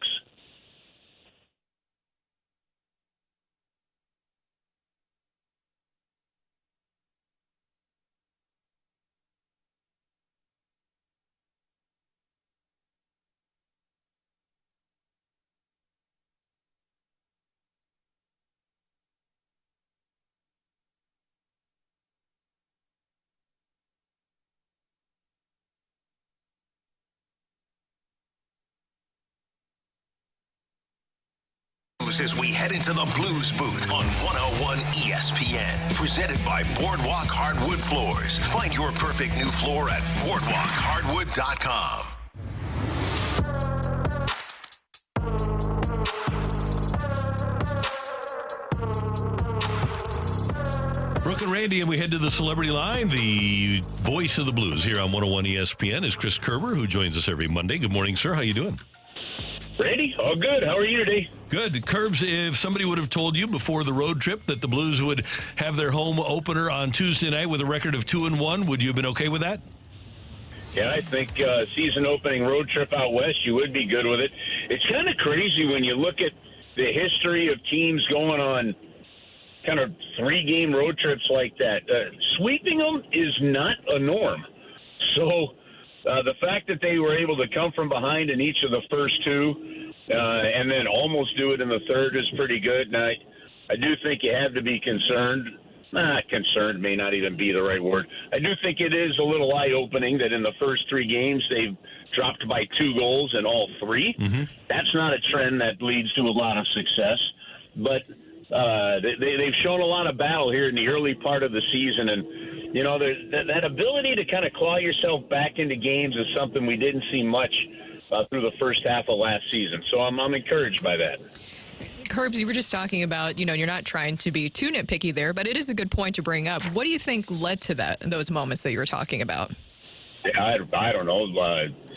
A couple bad, some of the goals that were going in and a couple of just unlucky hops, like everyone celebrating Macklin Celebrini's first goal. It wasn't even a shot. It was a spin pass about 5 feet in front of the crease that hit off the skate of Matt Kessel. So, you know, little lulls, some mistakes, that get you in the early part of the season. You know, kind of like you talk about in just about every sport, it seems, but baseball. There was really only 1 out of the 7 preseason games that the St. Louis Blues played pretty much their full roster. You can maybe argue 2, but even then I still think only 1, and that's the case for most teams. So with that being the case, you kind of expect a little yippiness and some slower growing pains, I guess, at the beginning of the year, some mistakes to be made, and good news for the Blues, they were able to bounce back in 2 of them. Curbs, which newcomer or 2 caught your eye on the road trip? Well, listen, I think, Broberg looked fantastic. I thought, like everybody else, there were a couple of yips in there, Randy, but you know what? He made great plays off the boards. He ends up with a 3-game point streak coming off the road. Willingness to go down that left side, shoot the puck. And really did a great job killing some plays with his stick, and you saw that a couple of times. There were 2 plays that stood out. One where, a guy tried to carry him wide, and much like Colton Parayko, he opened up, took 1 stride, poked with the stick, and it was off. I'm like, okay, that looked a lot like a Parayko-Bouwmeester type play. Then another one, we were in Seattle, and he gets the puck on the left boards. You could see him look for that pass in the middle of the ice to see if somebody was open for a quick release. They weren't.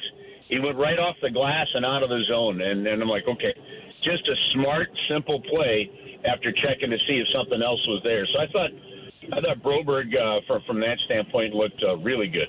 It looks like that Brandon Saad will be back, and we'll find out more information about Texier if he'll be ready to go here soon. But what will that change when those 2 guys come back? Well, I think, especially now that we have, say, 3 games to look at, Brooke, I think that bottom 6 setup for the Blues has been pretty good. And that's where you can really keep an identity going for you. So I don't know that you tweak that all that much.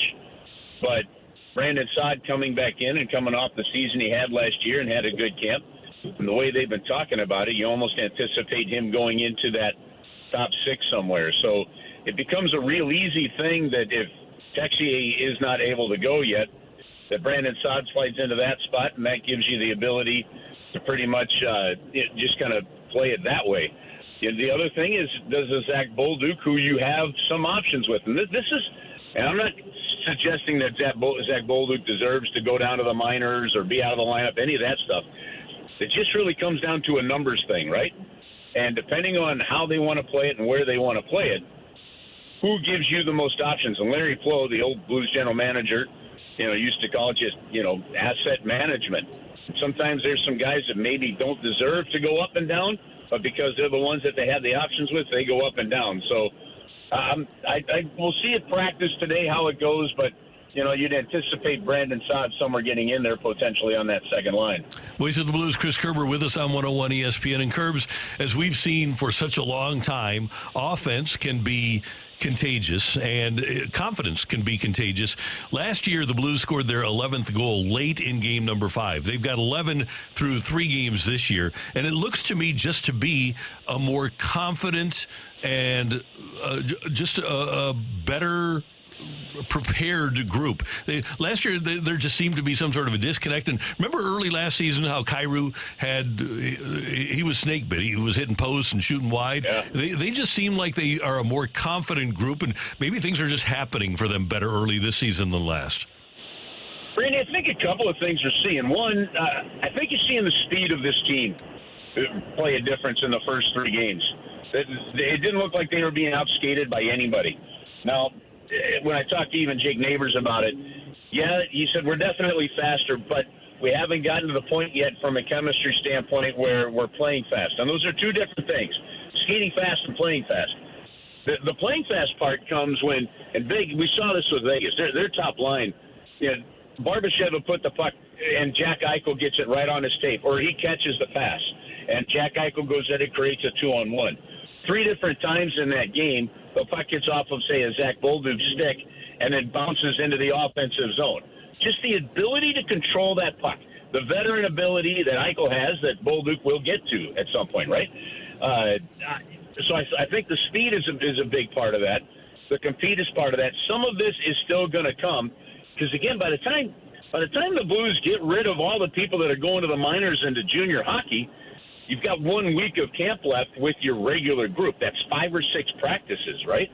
So I think it's coming. I agree with you. There's the offensive ability is there, the ability to get to the middle. Now, look, I think in a couple of these games, save the first and third period in San Jose, I don't think you're getting enough shots to the middle of the ice. You could still see the Blues needing to get to that mentality of getting more guys to the middle of the ice in the front of the net. But what you're also seeing, like with that WTF line, I mean, you're just seeing the team's ability to switch it up and grind it out in the offensive zone. And I think as they get more used to that system and they find more success, to your point, you're going to see even more of that. So there's enough positive signs to help build that confidence that you're talking about. Kerbs, I love the WTF line, by the way. It seems like everybody's embraced that because of who you have on that line. Giving Martin Kilcoyne the credit on that one. He tweeted that one out, and I'm sure maybe some others did it, but he was the first one I saw with it, and I thought, gee, can we use that? And so far I haven't been told not to. So, but no, listen, those guys, I said this. Reddick, Fox, we talked about him before. I mean, a couple, just an I don't know if you should say underrated acquisition, okay? But the Dallas Stars had some cap issues, and the Blues were able to get him. And this guy, he's got a terrific personality, good in the room, which is room culture is something that they worked on and really focused on. On top of that, he works his butt off. He doesn't take grief from anybody. He can throw that body around. He sticks his nose in. And I think even more so, what I've seen in the first 3 games that I frankly think has been missing now for a couple of years, and that is just a togetherness on the ice. You mess with one, you mess with all. And we've seen these guys come together in a couple situations, a stick on the goalie, things like that I don't think we had seen for a little while. And I'm really happy with that because that's all about team chemistry that builds. Kerb's the home opener tomorrow, and at Union Station from 2:30 to 4:45, you're going to have an opening game pep rally. And people don't need a game ticket, by the way, to get into the pep rally tomorrow at Union Station, right? Yep, you don't need the game ticket. Come on down. It's great music, all the fun. It's the crowds over the last few years we've done this have been great there. And then we'll go on the stage. Braden Shen, maybe another player or 2 are going to join us. We'll have Tom Stillman, there as well. It's just it's a good all-around fun day to kind of lead it up. And then the fans march from there. down to the arena when the gates open. I believe the gates are going to open tomorrow at 4:30, opening early.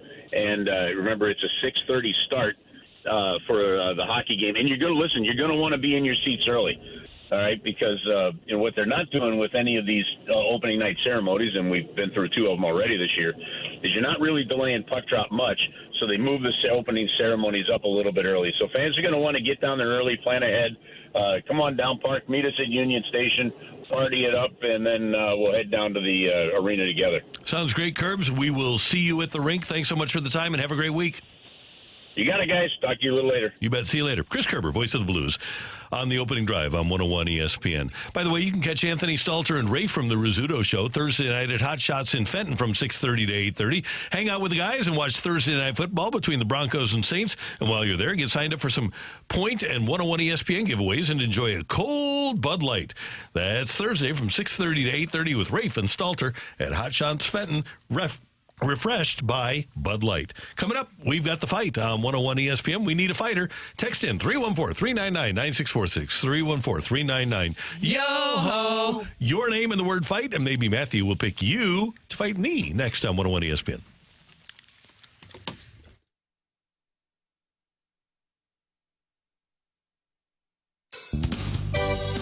ESPN has your chance.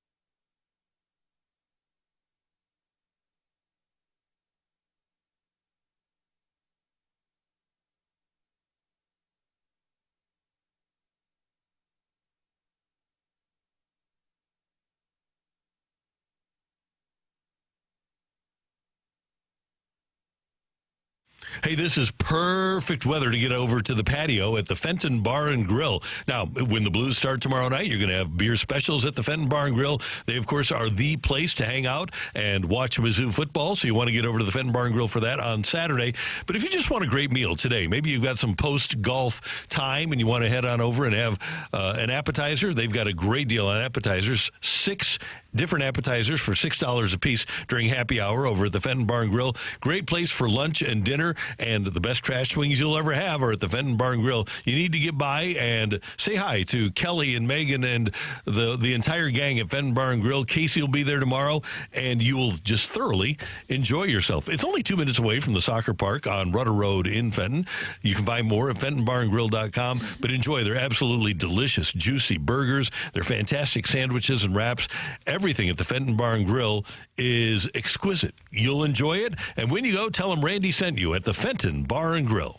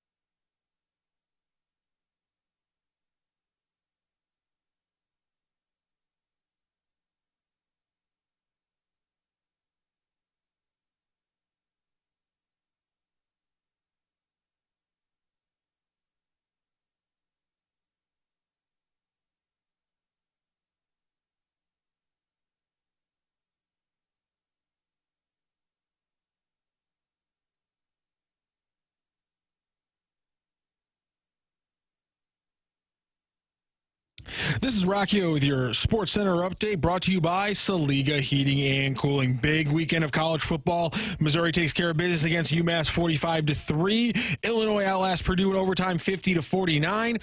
Texas with a big win in the Red River rivalry 34-3 over number 18 Oklahoma. You did have some smaller upsets. Number 3 Oregon technically an upset over number 2 Ohio State 32-31. And number 13 LSU over number 9 Ole Miss 29-26. That one also in overtime. Closing out the NFL week tonight here on 101 ESPN, Jets and Bills pregame starts at 6:30. You also have some baseball to watch tonight as you have Game 2 of the NLCS between the Dodgers and the Mets. Of course, the Dodgers now leading 1-0, and also the later game today is the start of the ALCS between the Guardians and the Yankees. That is set for a 6:38 first pitch. That is your Sports Center update brought to you by Saliga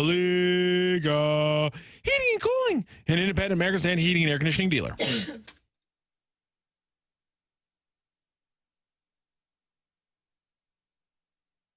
Welcome to the fight. In the red corner, Average Joe Listener.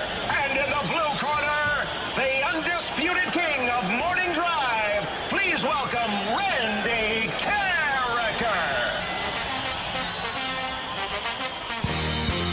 Welcome back to the opening drive. Brooke, Randy, and Rockio here, and it is time for the fight. And our fighter this Monday is Brian. Brian, how are you doing this morning? Oh, just lovely. On my way to work. Got some big stuff that I got to go done this week. So just hope I can take on Randy today. Nice. Is this your first time facing Randy in the fight? Oh, no, it's not. I'm trying to hit the Mendoza line today. I am currently over. Oh, okay. Well, that could change on Monday. So Mendoza line. So you're 0 for 4 is what you're saying? Unfortunately, yes. Okay, that so is correct, Rock. 5th time's a charm.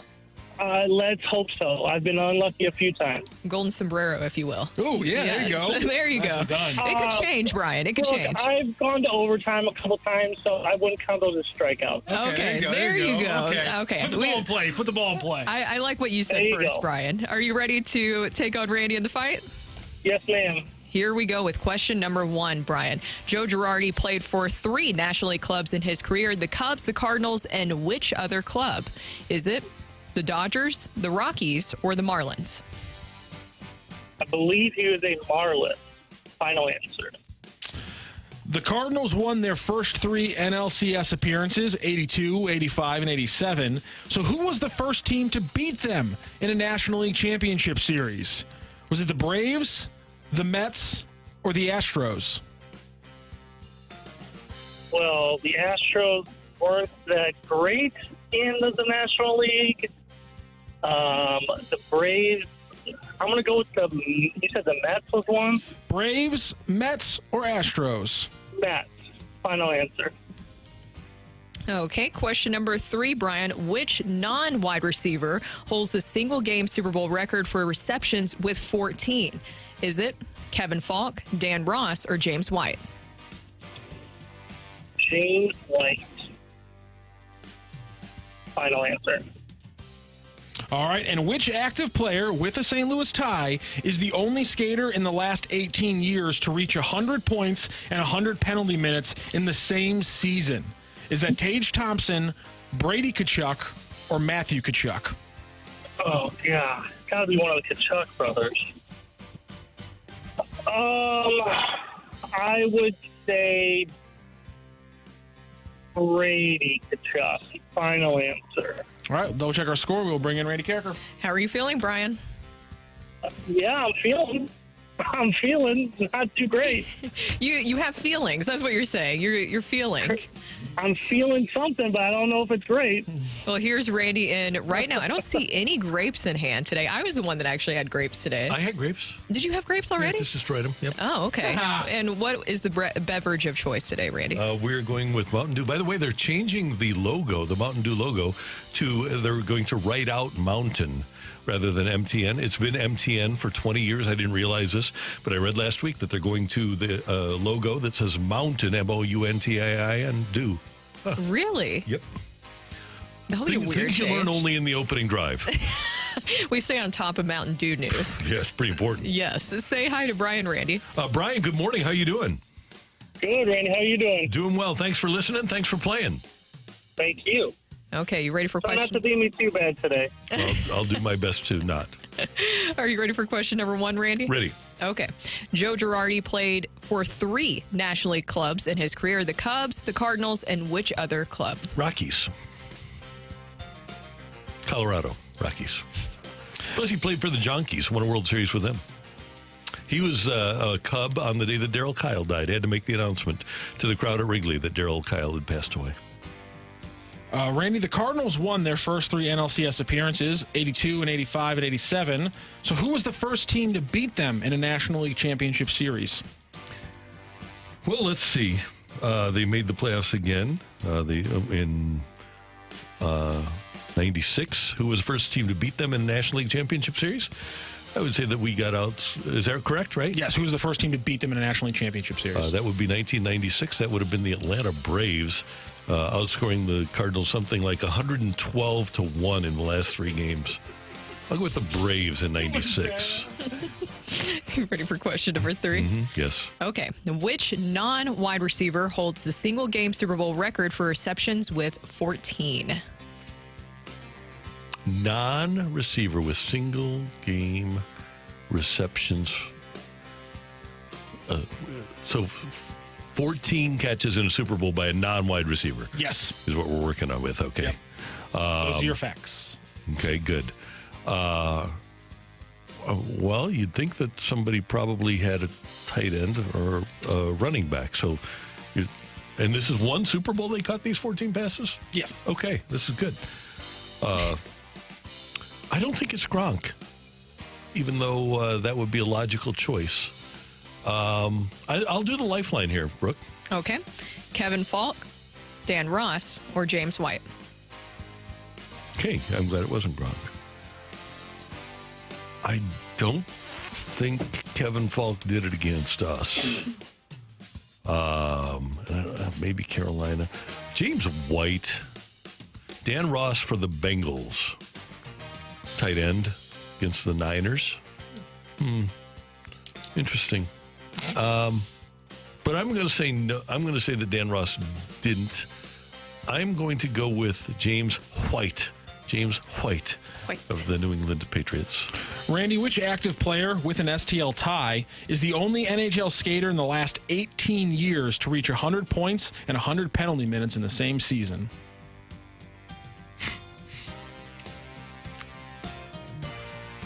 It sure feels like a Matthew Tkachuk question. He's got a St. Louis tie. No, he's had 100 penalty minutes. And I don't know if Brady Tkachuk has gone 100 points yet. So I'm just going to play the chalk here, Matthew, and I'm going to go with Matthew Tkachuk. All right, we have a winner in today's fight. Brian trying to get above the Mendoza line, as he put it. Does he succeed? Or does the Golden Sombrero add a couple more nuggets? Ring that bell. Go crazy, folks! Go crazy!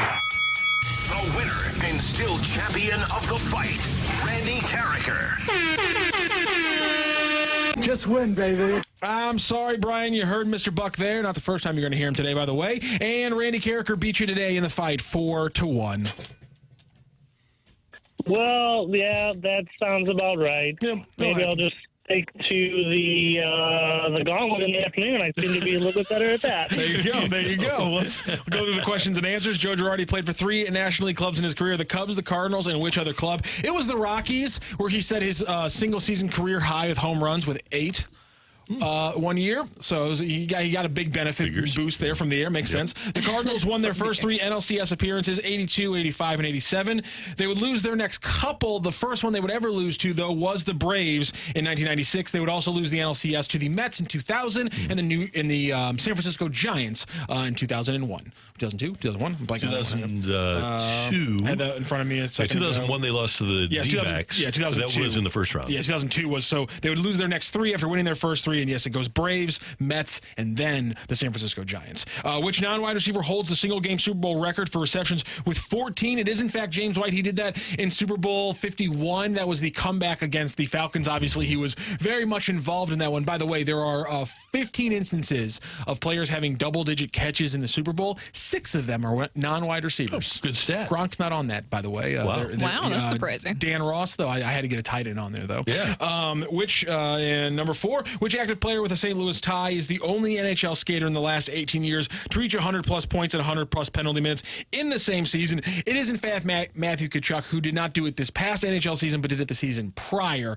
Also, if you look at if you expand the list to like 75 points and 75 penalty minutes, you get a Brady Tkachuk, you get multiple Matthew Tkachuks in there. But the only one with 100 and 100 in the last 18 years is Matthew Tkachuk. One of the last skaters to do it before Matthew Tkachuk did it, a young Sidney Crosby. Oh, wow. Yeah, I was shocked that Sid the Kid got 100 penalty minutes in a season. That kind of blew my mind. But yeah, he was getting his nose in there early in his career before the concussions, I guess. And in 1994, Shanny was the first guy to get 100, 200, I think. Third guy.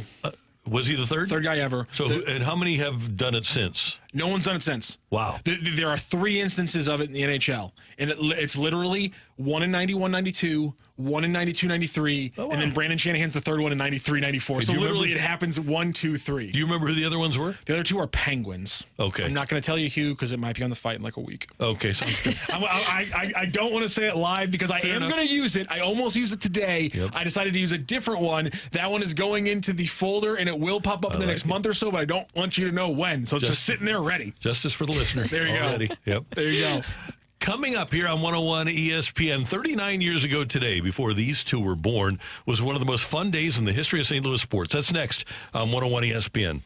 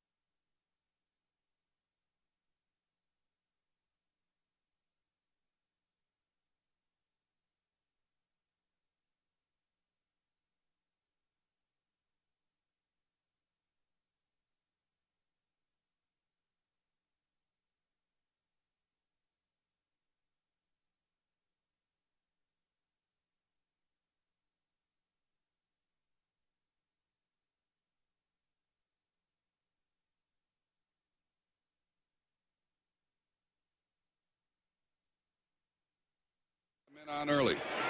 Had a runner at third, nobody out in the first and didn't score. Second and third, one out in the second and didn't score. Smith corks one into right down the line. It may go. Go crazy, folks. Go crazy. It's a home run, and the Cardinals have won the game.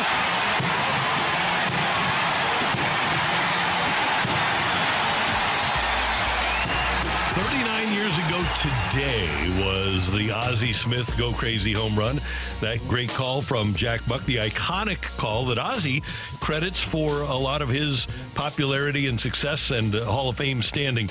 Brooke, I was at that game. We were in the upper deck in right field, and so this was Game 5. Vince Coleman had been hurt the night before.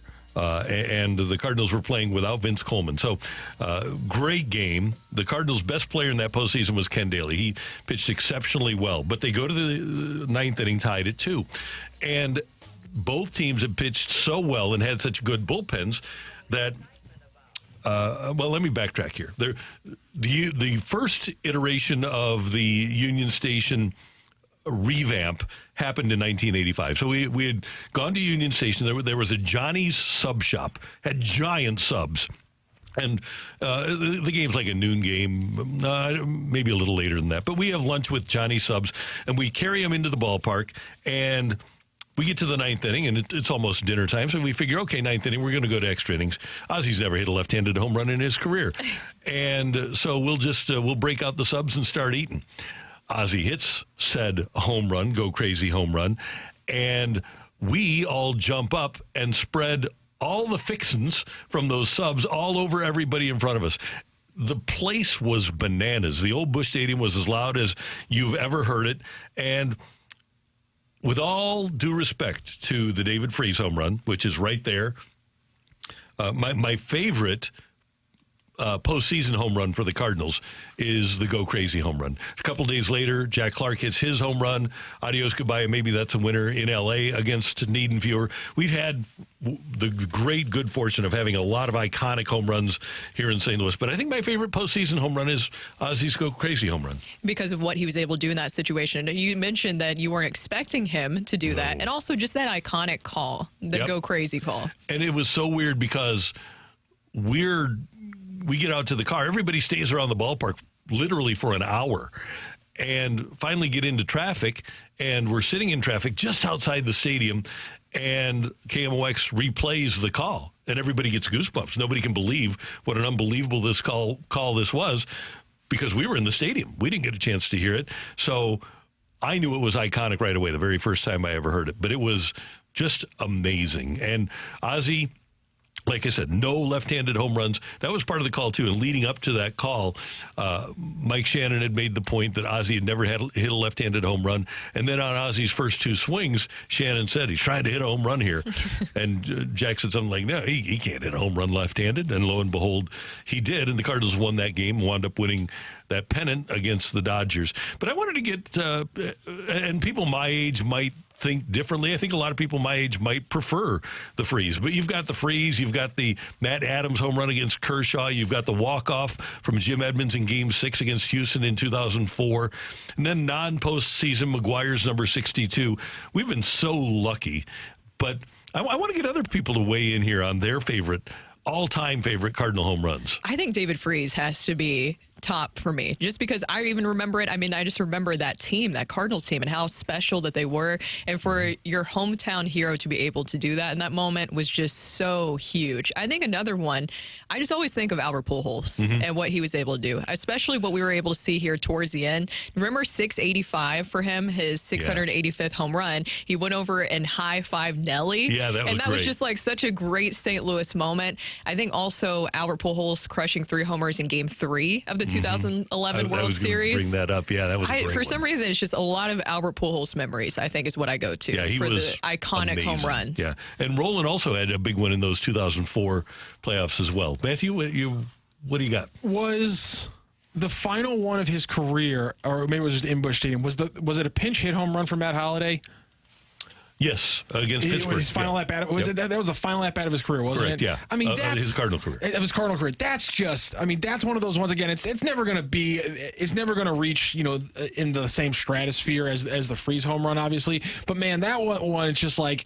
There's a reason you love sports, and it's that moments like that find a way to happen, even though they seem like they never should.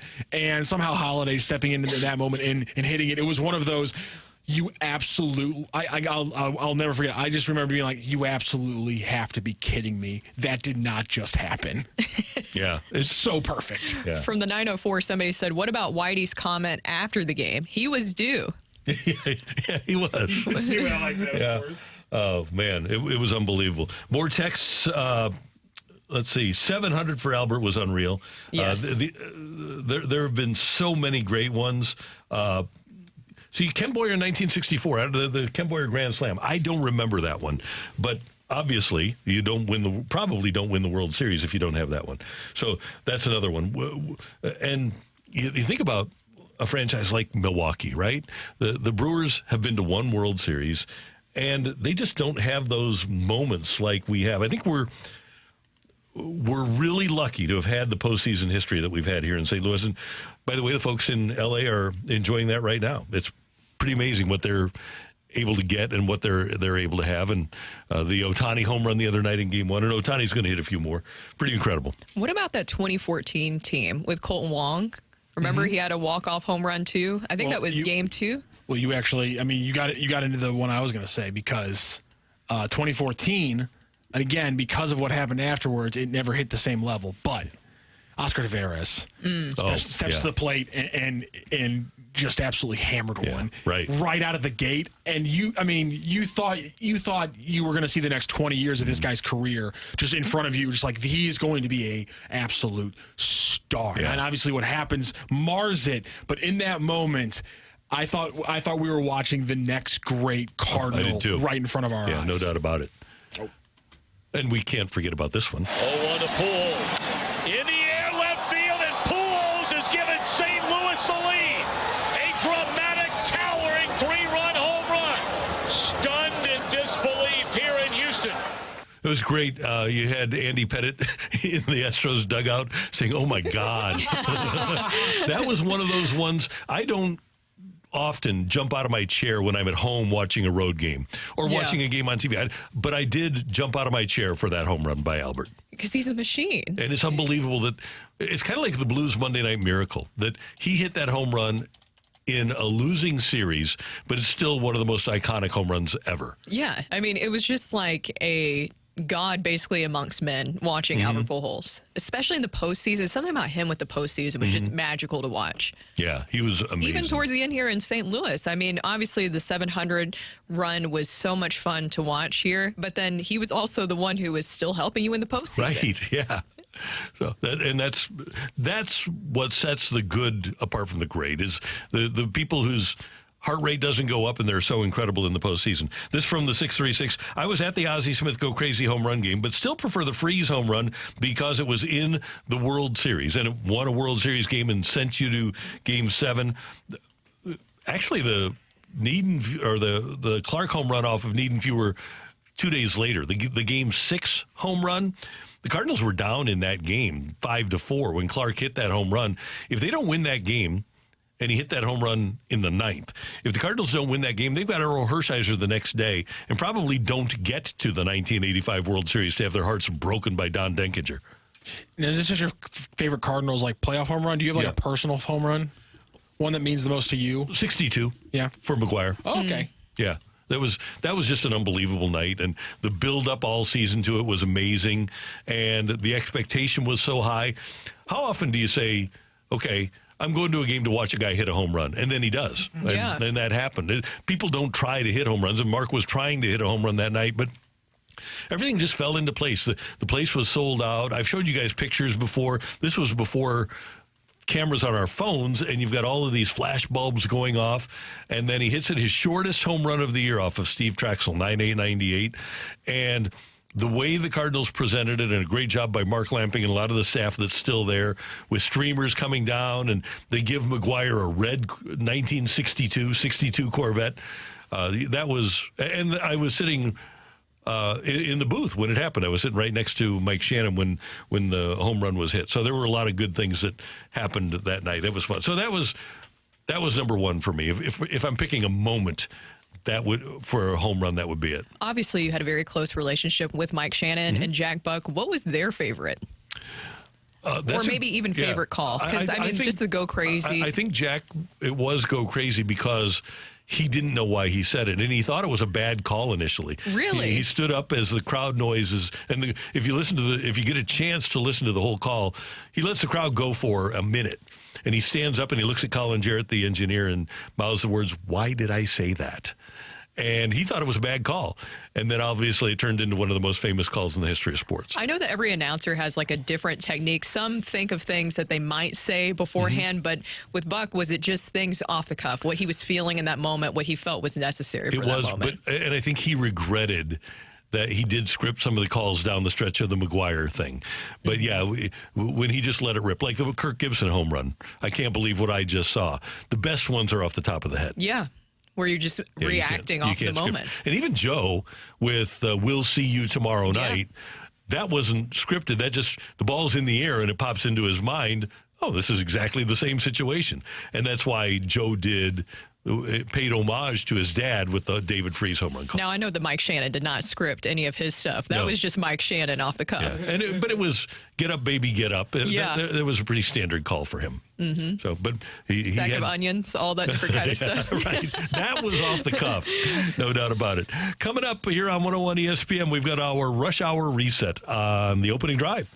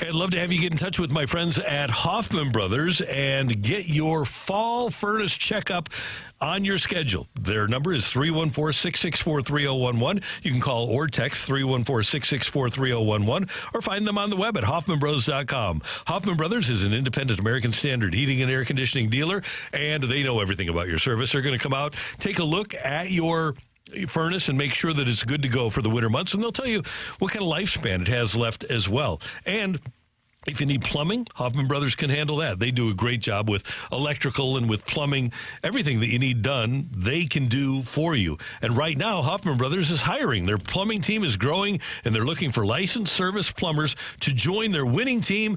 The services they offer are from minor plumbing repairs to major ones, and they offer 5 weeks PTO, cell phone reimbursement, company-provided work vans, plus more. Learn more by going to hoffmanbros.com. Hoffman Brothers, get that furnace service scheduled today at hoffmanbros.com.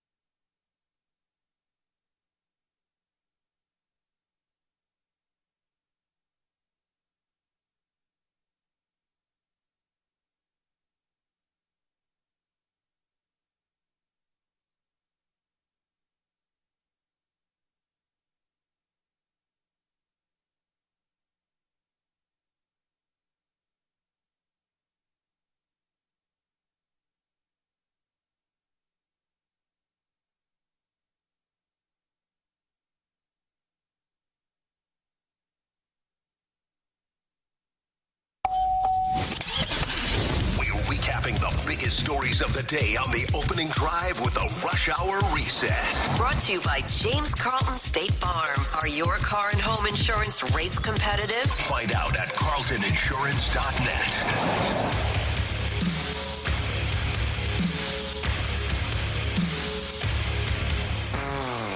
We've got a really exciting show for you tomorrow. We're going to be at Westport at the Rawlings Experience from 7 to 10. The #1 baseball brand worldwide will be revealing this year's Gold Glove Award finalists on our show at this exclusive event. The opening drive live tomorrow morning from the Rawlings Experience at Westport Plaza for the Gold Glove Award finalists announcement. You can get more details now at 101ESPN.com. You excited about making that announcement tomorrow, Brooke? I am very excited. Also, it'll be my first trip over there because I missed last time that you guys went. I was out of town, and now I'll be able to experience it. Looking forward to that tomorrow. We hope you'll join us 7 to 10 at the Rawlings Experience at Westport Plaza. The Dodgers beat the Mets in Game 1 of the NLCS last night, 9-0. Jack Flaherty was terrific for the Doyers and probably earned himself a bunch of money. With 7 scoreless innings, he allowed only 2 hits, struck out 6, and walked a couple through 98 pitches, and really was never challenged after the second inning. The Dodgers were ahead 2-0 after 1, 3-0 after 2, and the Dodgers, they look like they've kind of hit their stride now. It's going to be tough to beat them. Yeah, especially after beating the Padres. I honestly thought the Padres would go all the way. I don't know if you thought the same thing too, Randy, but I thought the Padres had the capability to do so because of how good their bullpen is. And that fired up the Dodgers. Dodgers are mad about that. I know. Well, because a lot of people thought that, especially with the way that the series started. But we talked about this earlier. Then things kind of went south, especially with Ken Rosenthal, that article where he talked about Tatis peacocking and Manny Machado, all the other players. And it felt like that became more of the story, and the Padres really couldn't get past it, honestly. Right. They banned him from their dugout, everything like that. I don't really know what to make of that situation, honestly. Do you think that Ken was in the wrong for that? No. Or were the Padres being overdramatic? Everybody that was watching the game saw the same thing that he talked and wrote about, so no. I don't think they were being overly dramatic. And I think once you start thinking about things other than the game, if you were a team, you put yourself in harm's way. And I think that's exactly what happened to the San Diego Padres. And that's Mike Schiltz's fault, I think, is, hey, you got to get your guys together and say, hey, let's just worry about the game. Like in Game 1, when stuff was being thrown on the field, and Manny Machado got everybody together and said, let's think about the game. Can't worry about Ken Rosenthal. Can't worry about the media. Can't worry about opposing fans.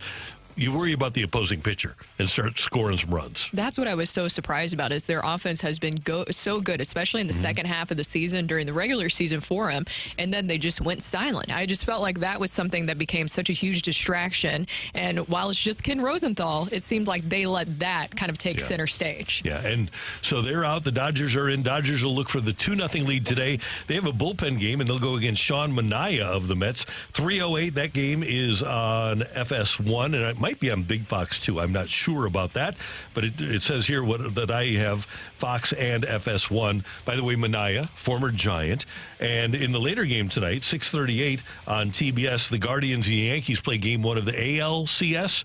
Former Giant Alex Cobb against former Giant Carlos Rodon. So all 3 starting pitchers that have been named today for today's LCS action have been on the San Francisco Giants within the last 3 years. You see, Cardinals fans, look, we're not the only ones that are having to watch former players succeed somewhere else. Also, you have Lane Thomas for the Guardians. The Lane train has been doing well. That grand slam the other day was huge for them. Won it for him. Yeah, exactly. So Lane Thomas, if you're looking for another former Cardinal to root for, are you surprised that it seems like we're kind of back on track with Moneyball, right? Because you have 3 teams who are top in the league in all payroll, except for the Guardians, who I believe were 23rd in all of Major League Baseball this season in payroll. Yeah, it's checkbook baseball. There's no doubt about it. And it's working. The thing that's not working, though, when you think about it, like, the Dodgers are closing with Luke Weaver. I mean, Rodon makes a lot of money, and they've got some other guys. That's shocking. Yeah, but some of the most important players in these series aren't the biggest money guys. Now, clearly for the Dodgers, it's Betts and it's Ohtani. But when you look at the Mets, Francisco Lindor is a big deal. But, I mean, Sean Manaea has been their best pitcher in the postseason. Yeah. And they gave him a moderate contract. That was a guy that I thought could possibly come to the Cardinals. He wanted to. He's from Indiana, and he's always wanted to pitch for the Cardinals. I was kind of surprised that maybe that wouldn't be an off-season acquisition for them. Yeah, I think he had to come to the Cardinals and say, I really want to be there this past year. Oh, yeah, Mosaic does say that. Yeah, they wanted to be but here. what happened to Waka? Because Waka also said that he wanted to come back to St. Louis. There was no more room at the end, because remember, they signed those guys so quickly. Yeah. It was the first move. I can't wait for this offseason, Randy. Oh, this is going to be wonderful. We're really going to enjoy. Yes. Well, no, we aren't. No. And, of course, last night, we have to talk about this because I know it made you really happy. Switching over to the NFL, the Lions beating the Dallas Cowboys 47-9. 47-9? The Cowboys lost? Yeah. On Jerry's 82nd birthday. Oh, poor Jera. You don't feel bad for him. Here's the thing. The Cowboys can't stop the run. They haven't been able to all year long. Detroit ran for 184 yards, 5.1 yards per carry. The Cowboys ran for 3.1 yards per carry. Their running backs, Rico Dowdle, 5 carries for 25 yards. Ezekiel Elliott, 8 carries for 17 yards. And that's it. That's what they got out of their running backs. They have no ability. The oldest axiom in football is to win games, you've got to run the ball and stop the run. The Cowboys can do neither. And it just warms my heart.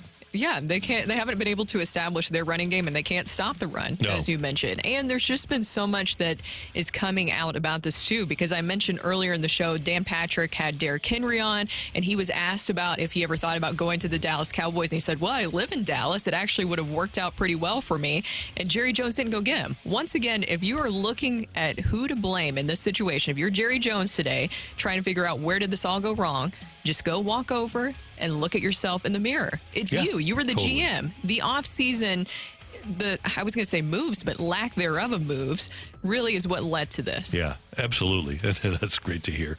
A scintillating Sunday nighter, by the way. Cincinnati over the Giants, 17-7. Cincinnati improves to 2-4 on the season, and they've won 2 of their last 3. The loss was that 41-38 loss to the Ravens. Joe Burrow is playing as well as any quarterback in the league. Now the Bengals go to Cleveland, which is kind of an easy mark now. Then they get the Eagles at home. Eagles are eminently beatable. Then they get the Raiders at home. They go to Baltimore. That'll be a struggle. And they go to L.A. to take on the Chargers. And then the Steelers. But then they finish at Dallas, at Tennessee, Cleveland at home, Denver at home, and then at Pittsburgh. I would not be at all surprised to see the Bengals back in the playoffs. No, I wouldn't either. Even with how things started for them this season, it's because of Joe Burrow. Yeah. And if you watch some of those games, even some of the ones that they lost here recently, it wasn't because of Joe Burrow. No, he's been great. We have Monday Night Football, Jets and Bills tonight. First game for Jeff Ulbrich, the new head coach, the interim head coach of the Jets. And that's a 6:30 pregame here on 101 ESPN. Hockey tomorrow night. The Blues open up their home campaign, taking on the Minnesota Wild at Enterprise Center. 5:30 pregame, 6:30 face-off, 6:30 early face-off if you're heading down to the Blues home opener. Big, giant pregame pep rally over at Union Station from 2:30 to 4:45. Don't need a game ticket for that, so you'll want to stop by and enjoy that as well. And just have a great time as the Blues open up their season. That'll be really exciting. That'll be good. Especially with the way that they started things off. I know you didn't like to see the loss this weekend, but the fact that they were able to claw their way back for 2 victories to start the season, that's encouraging. I like it a lot. I'm fine with where they are, and I think they're going to be fine. And Mizzou moves up to number 19 in the AP poll. They were 21st, and they move up to 19 after their 45-3 win at UMass. Is the key word there. At UMass on October whatever? They're not going to have to do that again, right? No, that's it. Fortunately, that's it. Yeah, we're going to be sensible from now on, Brooke. Good. Tigers are. That looked so weird. It was going too weird. to UMass. Yeah, and having a small crowd in a 17,000-seat stadium was not a good look. Would you care if Mizzou had backed out of that contract? Because you can. Remember earlier this year, Wake Forest backed out of Ole Miss. And I know that Lane Kiffin said that he didn't like that Wake Forest did this. But would you have an issue with Mizzou backing out of that deal that they made with UMass? The thing was, you have to back out a year in advance. You have to give somebody a year's notice. And I don't think Desiree had the appetite to do that. Eli Hoff had a great stat from this game, which is that according to his research, the Missouri Tigers were experiencing the largest change in fan size game to game in college football history, going from almost 100 grand in Texas A&M to 17,000 at UMass. Wow. That's unbelievable. That is.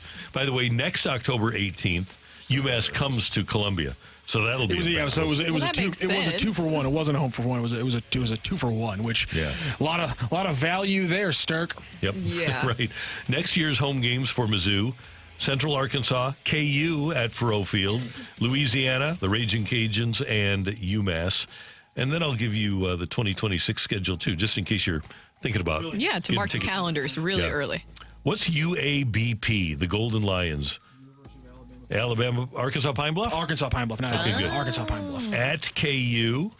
I should have known that. The Fighting Illini, and then the Troy Trojans at Faurot Field in 2026. Come on, Razorback Brook, let's go. No. I just worked there for a wee bit. Nothing against Arkansas. It's the natural state. It is. Here's one more. I kind of like this schedule. Illinois State, this is 2027. Illinois State at home, at San Diego State on September 11th. The Fighting Illini at Faurot Field on September 18th, and then they get Florida Atlantic. The Owls come to town. FAU. Flag on the play. Conference USA. Who? Flag on the play. Flag on the play. Did you say away? Did you say at San Diego State? Yeah. No. Really? For Mizzou? Snapdragon Stadium. Mizzou has at San Diego Stadium? Yep. That's pathetic. 2027. Who the hell? Sturk. Blame Sturk. Was that? And then they get San Diego State. State Out to 2027. Yeah. Then San Diego State is at home in 2028. You don't sign a home and home with San Diego State. That's so weird. Who keeps doing this? Better be pretty good. From the 618, why not have Mizzou at the Dome downtown? Especially with the new turf. Let's be patient here, as Mo would say. Oh, no. But let's look ahead to future Black Fridays. My guess, I'm not going to bet on it, but my guess is that there is a move afoot. Why do we say afoot? I don't know. But there is a move afoot to have Mizzou play Arkansas, the games that are normally in Columbia on Black Friday, play those games here in St. Louis at the Dome every other year. Ooh. So you get Mizzou. That is, I think, something that is being discussed.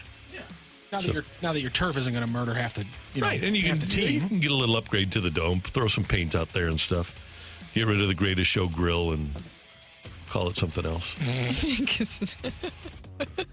All right, there's your Rush Hour Reset here on 101 ESPN. Coming up, which former Cardinal is going to have the biggest impact on the rest of the postseason? That's coming your way on 101 ESPN.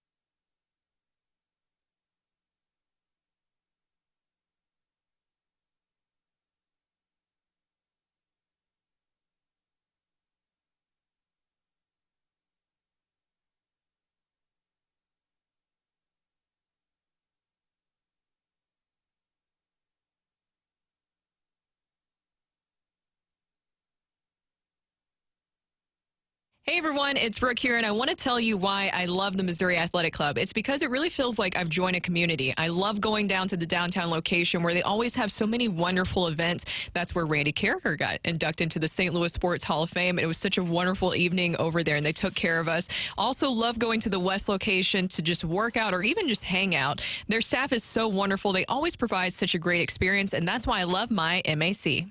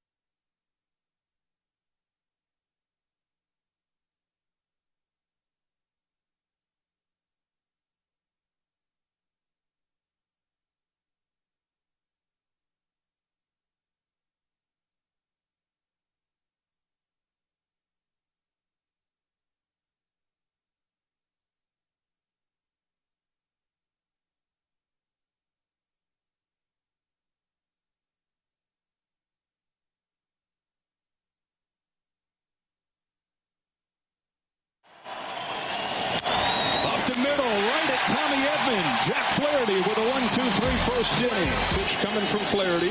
That's looking for their first base runner. Instead, Jack Flaherty's got his third perfect. Thomas swings, hits a high fly ball deep into left field. It is up. It is going to be a grand slam. Lane Thomas. Here's Tommy Pham. First pitch, bouncer to short. Volpe backs up, throws. And that's that. To me, it doesn't make sense sometimes. You know, I kind of pitch myself because it's something I believe I could do, but it's something that I've had to work a long time to get to. And it's not anything I ever thought I would be doing based off my career. But at the end of the day, I live in the moment, and I'm thankful for it. And I'm blessed that they think I'm good enough to do it. That's Yankees closer Luke Weaver. Yankees closer Luke Weaver. You heard the home run from Lane Thomas? I know. It's bizarre. You heard Jack Flaherty getting a ground ball to Tommy Edman. Lane Thomas is hitting home runs. You've got Harrison Bader playing for the Mets. You've got Jose Quintana starting for the Mets. So, Brooke, as we go through these LCSs and then the World Series, which former Cardinals are you looking for to have the biggest impact? You've got Flaherty, Edman, Quintana, Bader, Lane Thomas, Luke Weaver. I'm going to start here. I'm going to go Luke Weaver. I'm going to go the Yankee closer is going to be the biggest impact guy for this postseason. Really? Yep. You're going with Luke Weaver? Yeah. Who would have thought? I never would have thought it. That was one of the weirdest things ever whenever I saw that he was their closer. I was like, wait, Luke Weaver? Mm-hmm. That's who you have as your option? Yeah. And then the Guardians have like Class A, you know, just a big difference there. Right. Yeah. Kind of shows you the importance of having a really good closer. Yeah. So now all of a sudden the Paul Goldschmidt trade doesn't look so bad. Yeah, I guess so. For me personally, and I know he's in the bottom of their lineup, but I'm going with Tommy Edman. There's something about Tommy Edman that really makes me believe that he could be a key part to the Dodgers' success. And you've already seen it. He's been a huge asset for him. He's already played multiple positions for them. He joined them in August. I know that he was still obviously dealing with his injuries, but ever since that he came back from injury, he's been an impactful player for them. And he's so invaluable to have a guy like that with his baseball IQ. We've always talked about that. We saw that here with the Cardinals. His baseball IQ is off the charts. And I think that he's a huge player for the Dodgers, and it seems like that last little missing piece that they needed in their lineup. And I'm just predicting this, Randy, because we've seen him do it before with the Cardinals. I feel like Tommy Edman's going to have a walk-off winner for the Dodgers.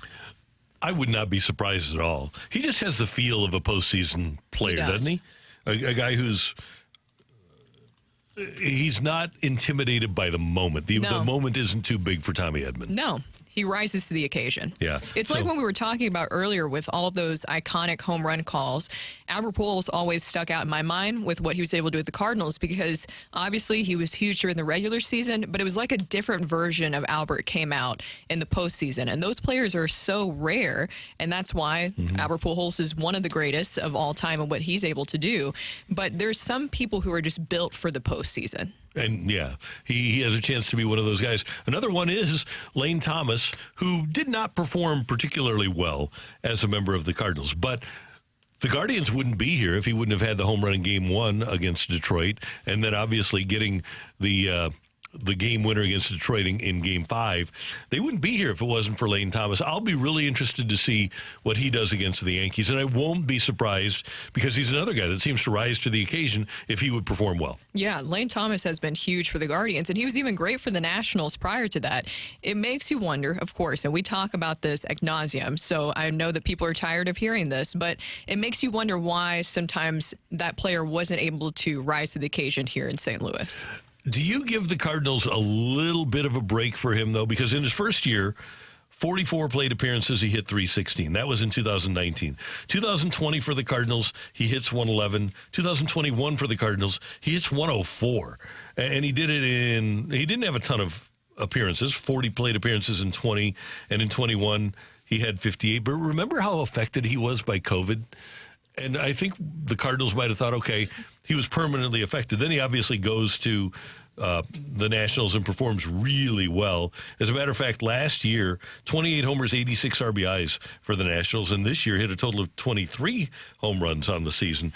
He's a really good hitter, and he's shown himself already in this postseason to be a good postseason player. But when the Cardinals traded him for John Lester, that didn't bother me at all. No, because it was something that you needed in that moment. I guess there's also something to just a quote that's always stuck out to me where Nolan Arenado talked about the pressure that there is here in St. Louis, which, of course, there should be pressure, especially when you're getting paid a lot of money. But he talked about specifically, remember, the young players and the pressure that they face here with the expectation because you're playing for the St. Louis Cardinals. I wonder if sometimes that is a factor in this, too, that you go to the Nationals, the expectations aren't that high for the Nationals when Lane Thomas went over there, and then he's able to maybe be in an environment where he's not as pressured to succeed early on. Yeah, you don't find out until you make the postseason. And yeah, I think that's a great point that some players just don't handle the expectation of winning very well. So you've got Edman, I've got Weaver. It's probably going to wind up being Jack Flaherty that winds up being the biggest impact player in this especially postseason. After last night. Pretty darn good. Pretty good. If you're the Dodgers, would you sign him to a big money contract? I think they will. They've got Ohtani coming back. They've got Yamamoto under contract. They've got Glass now under contract. And they've got a bunch of kids. Bobby Miller has a chance to be really good. Gavin Stone, Emmett Sheehan, several other. Dustin May is coming back. They've got guys, young pitchers. But if Flaherty has a postseason for him, I'm with you. I think that they sign him. And how much were those guys out this season due to injury? Tyler Glass now, especially if you look at his career, it's almost inevitable. He's like Steven Matz, maybe where he's not out as long as Steven Matz was. But Tyler Glass now, if you look at his injury history, it's almost guaranteed it will happen. Yeah, I think it's a safe assumption that he's going to miss time. Especially with the max effort, guys. Right, and he's one of those. Next up, Week 7, NFL highlights and lowlights coming your way on 101 ESPN.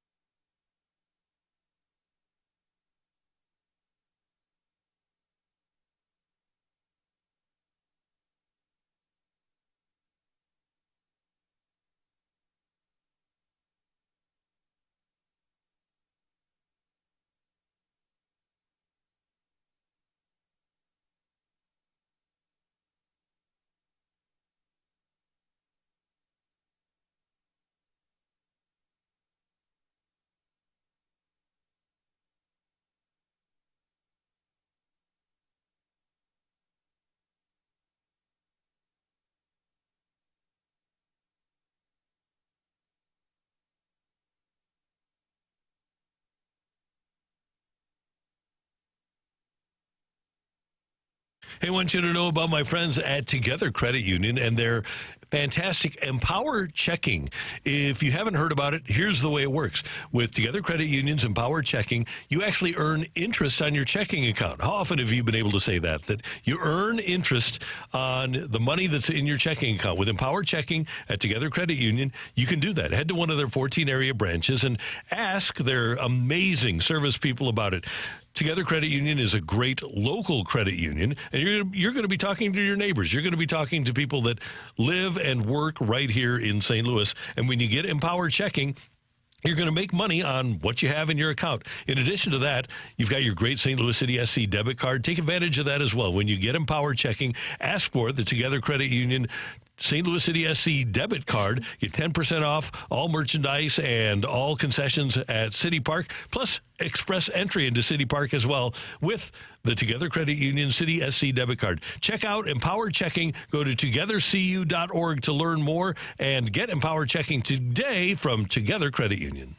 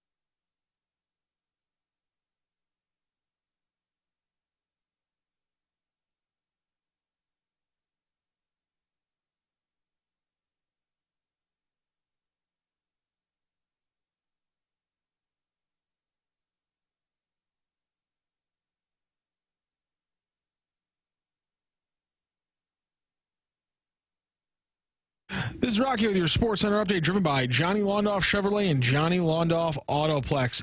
Big weekend in college football. Missouri and the Illini both get wins, although in very different fashion, as Missouri trumps UMass 45-3, and Illinois just barely gets by Purdue in overtime 50-49. Some of their big games was a big win in the Red River rivalry for Texas over Oklahoma 34-3. Oregon upsetting Ohio State 32-31. They move up to number 2, and number 13 LSU also moved into the top 10 thanks to their win over number 9 Ole Miss 29-26. Also in overtime, your Blues are back in action tomorrow after they started their season 2-1 on their West Coast road trip. On 101 ESPN tonight, we have the Bills and Jets Monday Night Football pregame. It starts at 6:30. That is your Sports Center update, driven by Johnny Londoff Chevrolet and Johnny Londoff Autoplex. See them at londoff.com. Chevy, together we drive. Are you kidding me?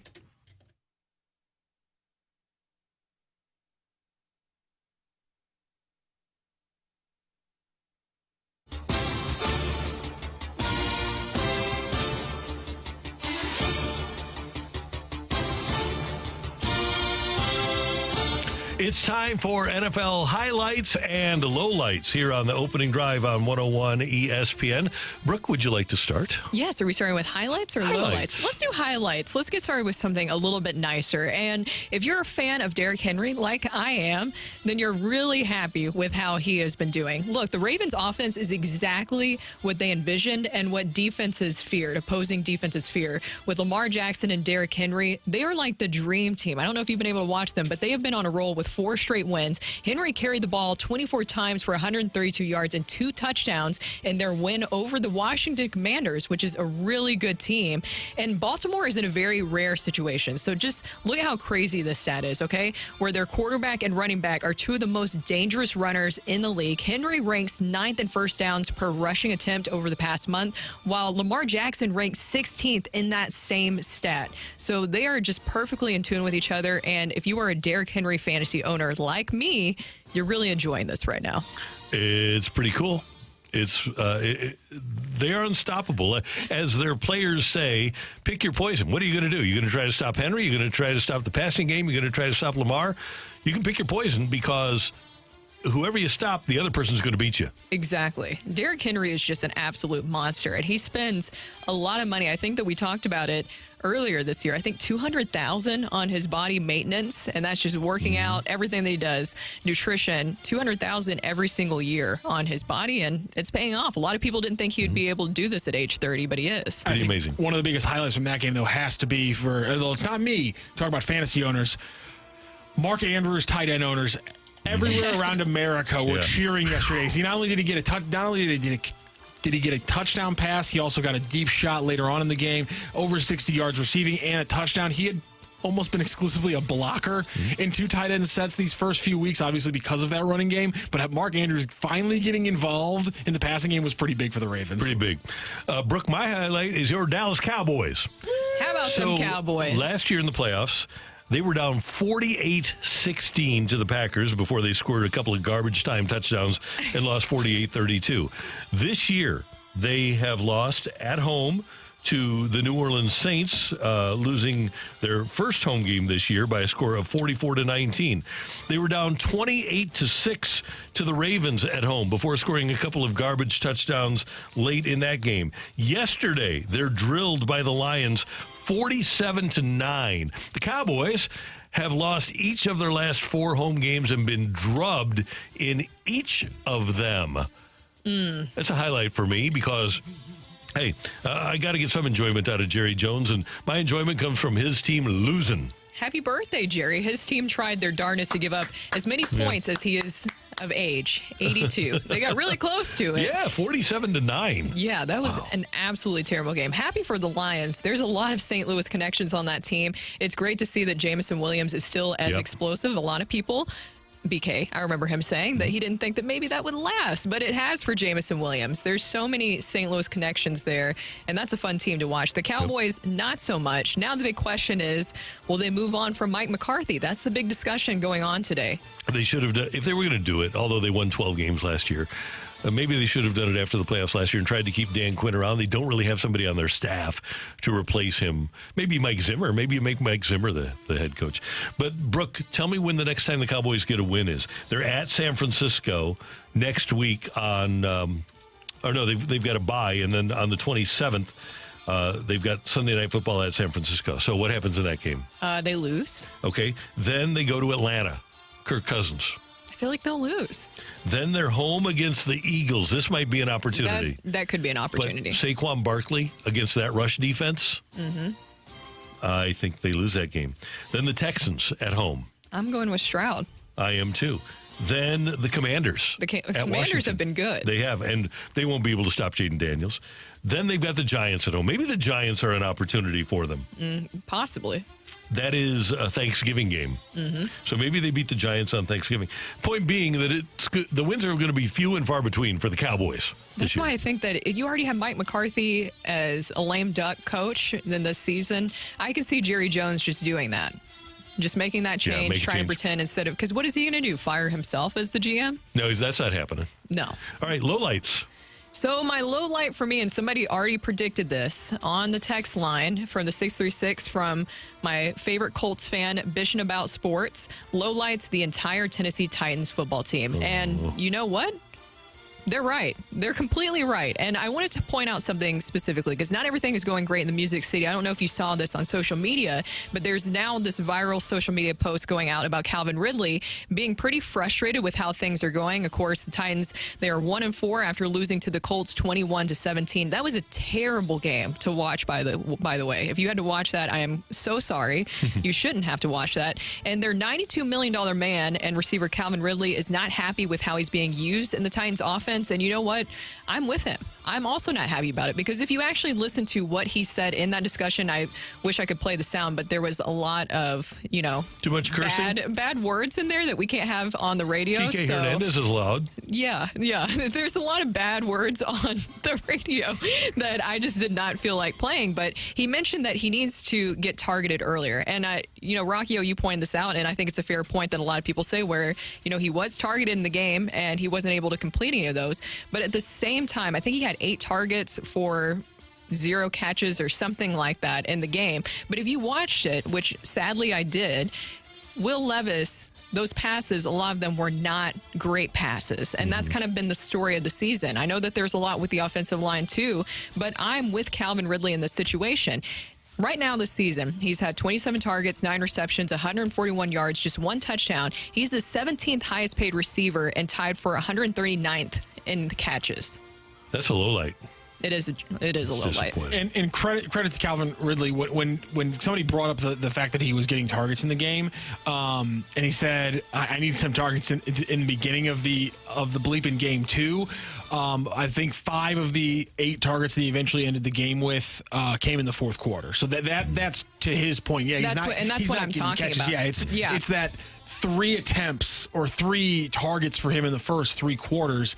That's offensive malpractice by the coordinator right there. And that's the thing that Callahan was even asked about that afterwards, and he agreed with Calvin Ridley basically in that assessment that they do need to get the ball to him sooner because Ridley's right. You need to establish that sooner in the game. The stat, by the way, just the 13th time in NFL history that a player has been targeted 8 times and did not have a catch or a yard. Not good. Guys, my low light is my Arizona Cardinals, who were -2 in the turnover differential. The little fellow went 22 of 32 for 214 and a touchdown. The other quarterback in this game, Jordan Love, 22 of 32 for 258 and 4 touchdowns. Jonathan Gannon is supposed to be a defensive guru. And in addition to the 3 fumbles that Arizona lost, they allowed 437 yards. They gained 303. But they allowed 437. They allowed Jordan Love to go crazy. And the big thing in this game, Packers ran for 179 yards. And the Cardinals only ran for 89. I like James Conner. I think he's a decent player. But the running game for the Arizona Cardinals needs to improve. They need to keep the ball out of the hands of people like Jordan Love, who's great, by the way. And that's the only way they're going to get back to winning. The Cardinals are still a ways away from being a good football team. The old St. Louis Cardinals, now Arizona Cardinals. And ironically, the reason that they lost yesterday had nothing to do with the quarterback. No, it really didn't. And it was not great for my fantasy team because Marvin Harrison Jr., of course, he had the concussion in that game. That was really scary to see in the game, honestly. But I thought that they were going to get rolling here, and they kind of seemed like an enigma. Yeah, they are. And by the way, they were in time of possession. They were out-possessioned by Green Bay, 36-35 to 23-25. Just a classic Cardinal game. 13 penalties for 100 yards, the 3 turnovers, and at the end of the game, just pummeled by the Packers, 34-13. Those are highlights and lowlights from Week 7 in the National Football League. Next up, as we head down the stretch, we've got Rock and Roll here on 101 ESPN.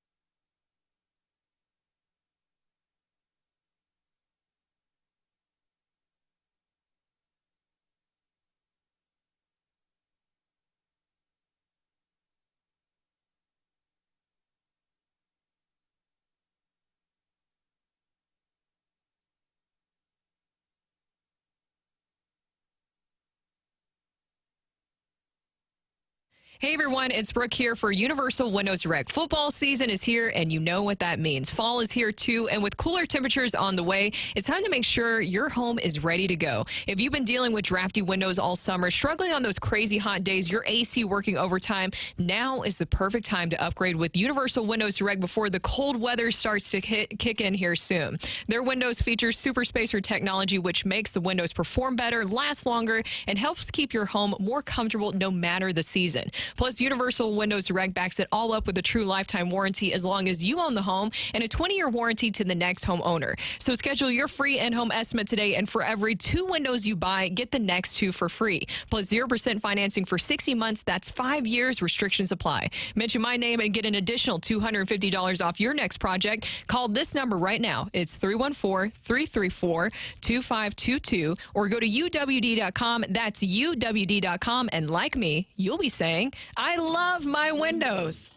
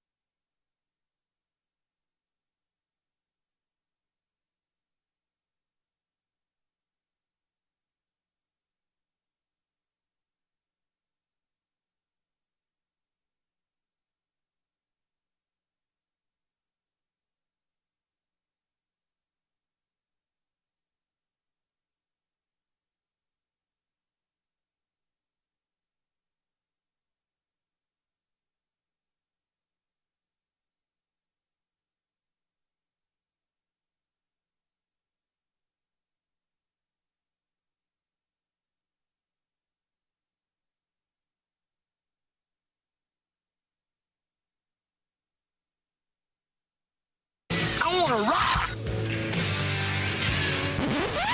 And roll.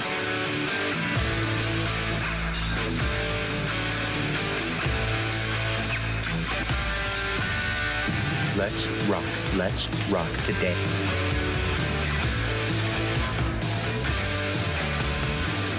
It is time for Rock and Roll here on 101 ESPN. Brooke, Matthew, and Randy. And Matthew, what do you got for us?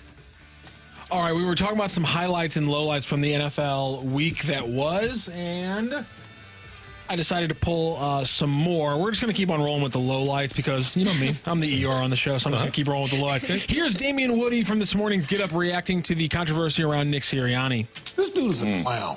Like, seriously, you going to seriously talk trash to the fans? Your own fans. Your own fans. Like, people come out here and pay big money to come out and watch you put a product out on the field. When you don't perform well, they have every right to boo you. Damn right. And you going to get it all in your feelings because fans are booing you because your team stinks?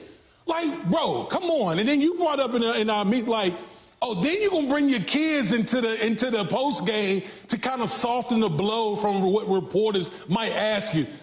This dude is a straight clown, bro. Like, I just don't have any respect for what this man is doing. Y'all barely beat the god-awful Cleveland Browns, and then you want to talk trash to the fans. Get the hell out of here. Damian Woody not pulling any punches this morning on the mothership coming after Nick Sirianni for, obviously, if you didn't see his reactions, the trash talking he was doing with the Philadelphia Eagles fans as his team was closing out a victory against the hapless Browns.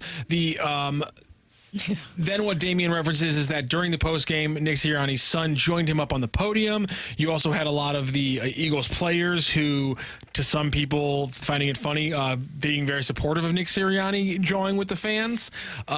I thought it was an oddity, and when you're the head coach, there's one thing when players standing up for themselves getting torn apart by fans. We've kind of changed our tune around that, I feel, in the last few years, especially when it comes to basketball. But you got to be above the fray when you're the head coach, bottom line. Yeah, him walking over and just doing that towards the crowd was so weird. What's the worst city to do that in? Philly. Yeah, I think that's literally the worst city. Yeah, it is. Can you imagine what Philly radio is saying about him today? Wow. Yeah, if you want to get yourself fired, there's going to be literally nobody on his side in Philadelphia. Or is he embodying the fan base? Well, you don't challenge them then. What you do is you go up to the podium and say, "We suck." I don't know. He's trying to do Bernie Mac. I ain't scared of none of y'all. You got to go out there when you're getting torn apart on the stage of the Apollo, and you got to fight back at them. They'll only respect you if you can give it back to them what you're giving them. But right? your coach shouldn't That's how it be. works. At the end of the day, your coach shouldn't be the one creating drama for your team. No, that's bad. That's a bad situation. Yeah, that's a really bad look. Well, how about some positive drama? Okay. What about that? Well, because we had some highlights and some lowlights. You guys already mentioned the Detroit Lions. One of the cool things that happened after the game, we'll talk about here. One of the bad things that happened, a low light, obviously, is Aiden Hutchinson. The Lions, just a few moments actually announcing Aiden Hutchinson underwent successful surgery to repair a fractured tibia and fibula at Baylor White Medical Center in Irving, Texas last night. Hutchinson will return to Detroit this week and is expected to make a full recovery. There is no timeline for his questionable return. next week and then probable the week after that. Yeah, after breaking both his fibula and tibia. Yeah, Jack Youngblood played with a broken leg. Yeah, well, I don't think you could sue doctors the way you can now if an NFL player plays when he shouldn't. But speaking of this, so that was some bad news, but there was some good news. I don't know if you guys remember a few weeks ago, there was a big moment where Detroit got a big win, and Dan Campbell after the game was mad because he didn't give a game ball to Jared Goff. Mm-hmm. Well, he rectified that situation. This is the tightest this group has been. This is the tightest this 2024 team has been. We found something special last year, man. I felt it going into this game. Man, it's like we're in here together, and I don't feel people pulling us away. Nobody's coming out of that circle, man. That's exactly where you want to be right now, all right? I wrote down some stats. Let's start here on offense. 18 of 25, 315 yards passing, all right? 3 tugs, 153.8 quarterback rating. Jared Goff. Thanks, boys. Love y'all. Keep going. But that's not all that happened there because Jared Goff decided that wasn't it. Real quick. Our head coach is our rock now. We're in Dallas, in his place where he played game ball. So Jared Goff, you heard it there, says to Dan Campbell, no, game ball's for you. And if you watch the video, I recommend that you do.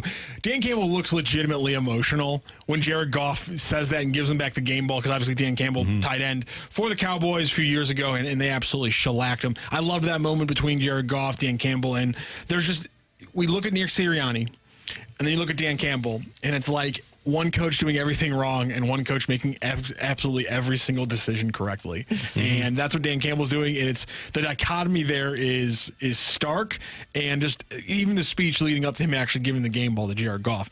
How would you not want to run through a wall for this guy? How would you not want to bite a kneecap for this guy? He's great. Bite a kneecap. That's what they're going to do. I know. Makes you want to bite a kneecap, Brooke. I like him a lot. I think he's fun. One other thing, Bach Hogg, who's one of our very loyal commenters on the YouTube, he had a question for you guys. He says that he controls the music at work.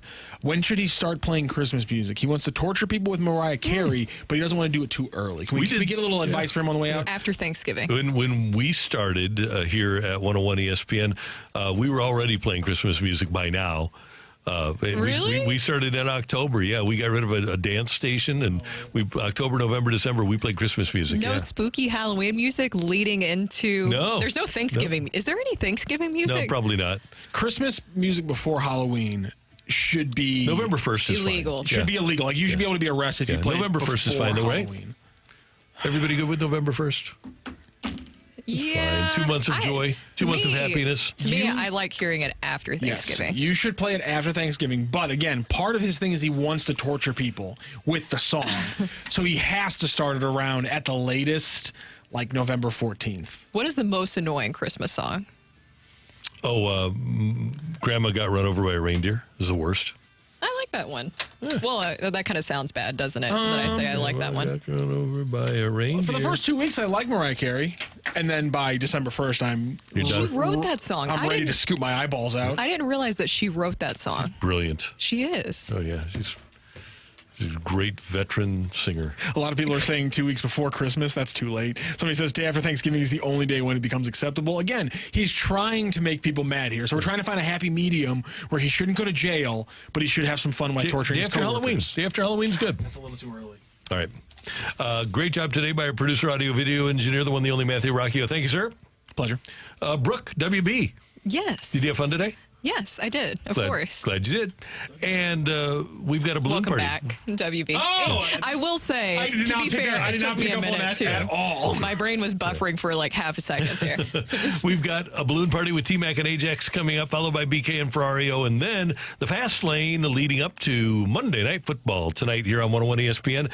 For all of us, we thank you for tuning in, texting in, and being a part of the show until tomorrow morning at 7 from the Rawlings Experience at Westport. Hope you'll join us there. Have a magnificent Monday, St. Louis.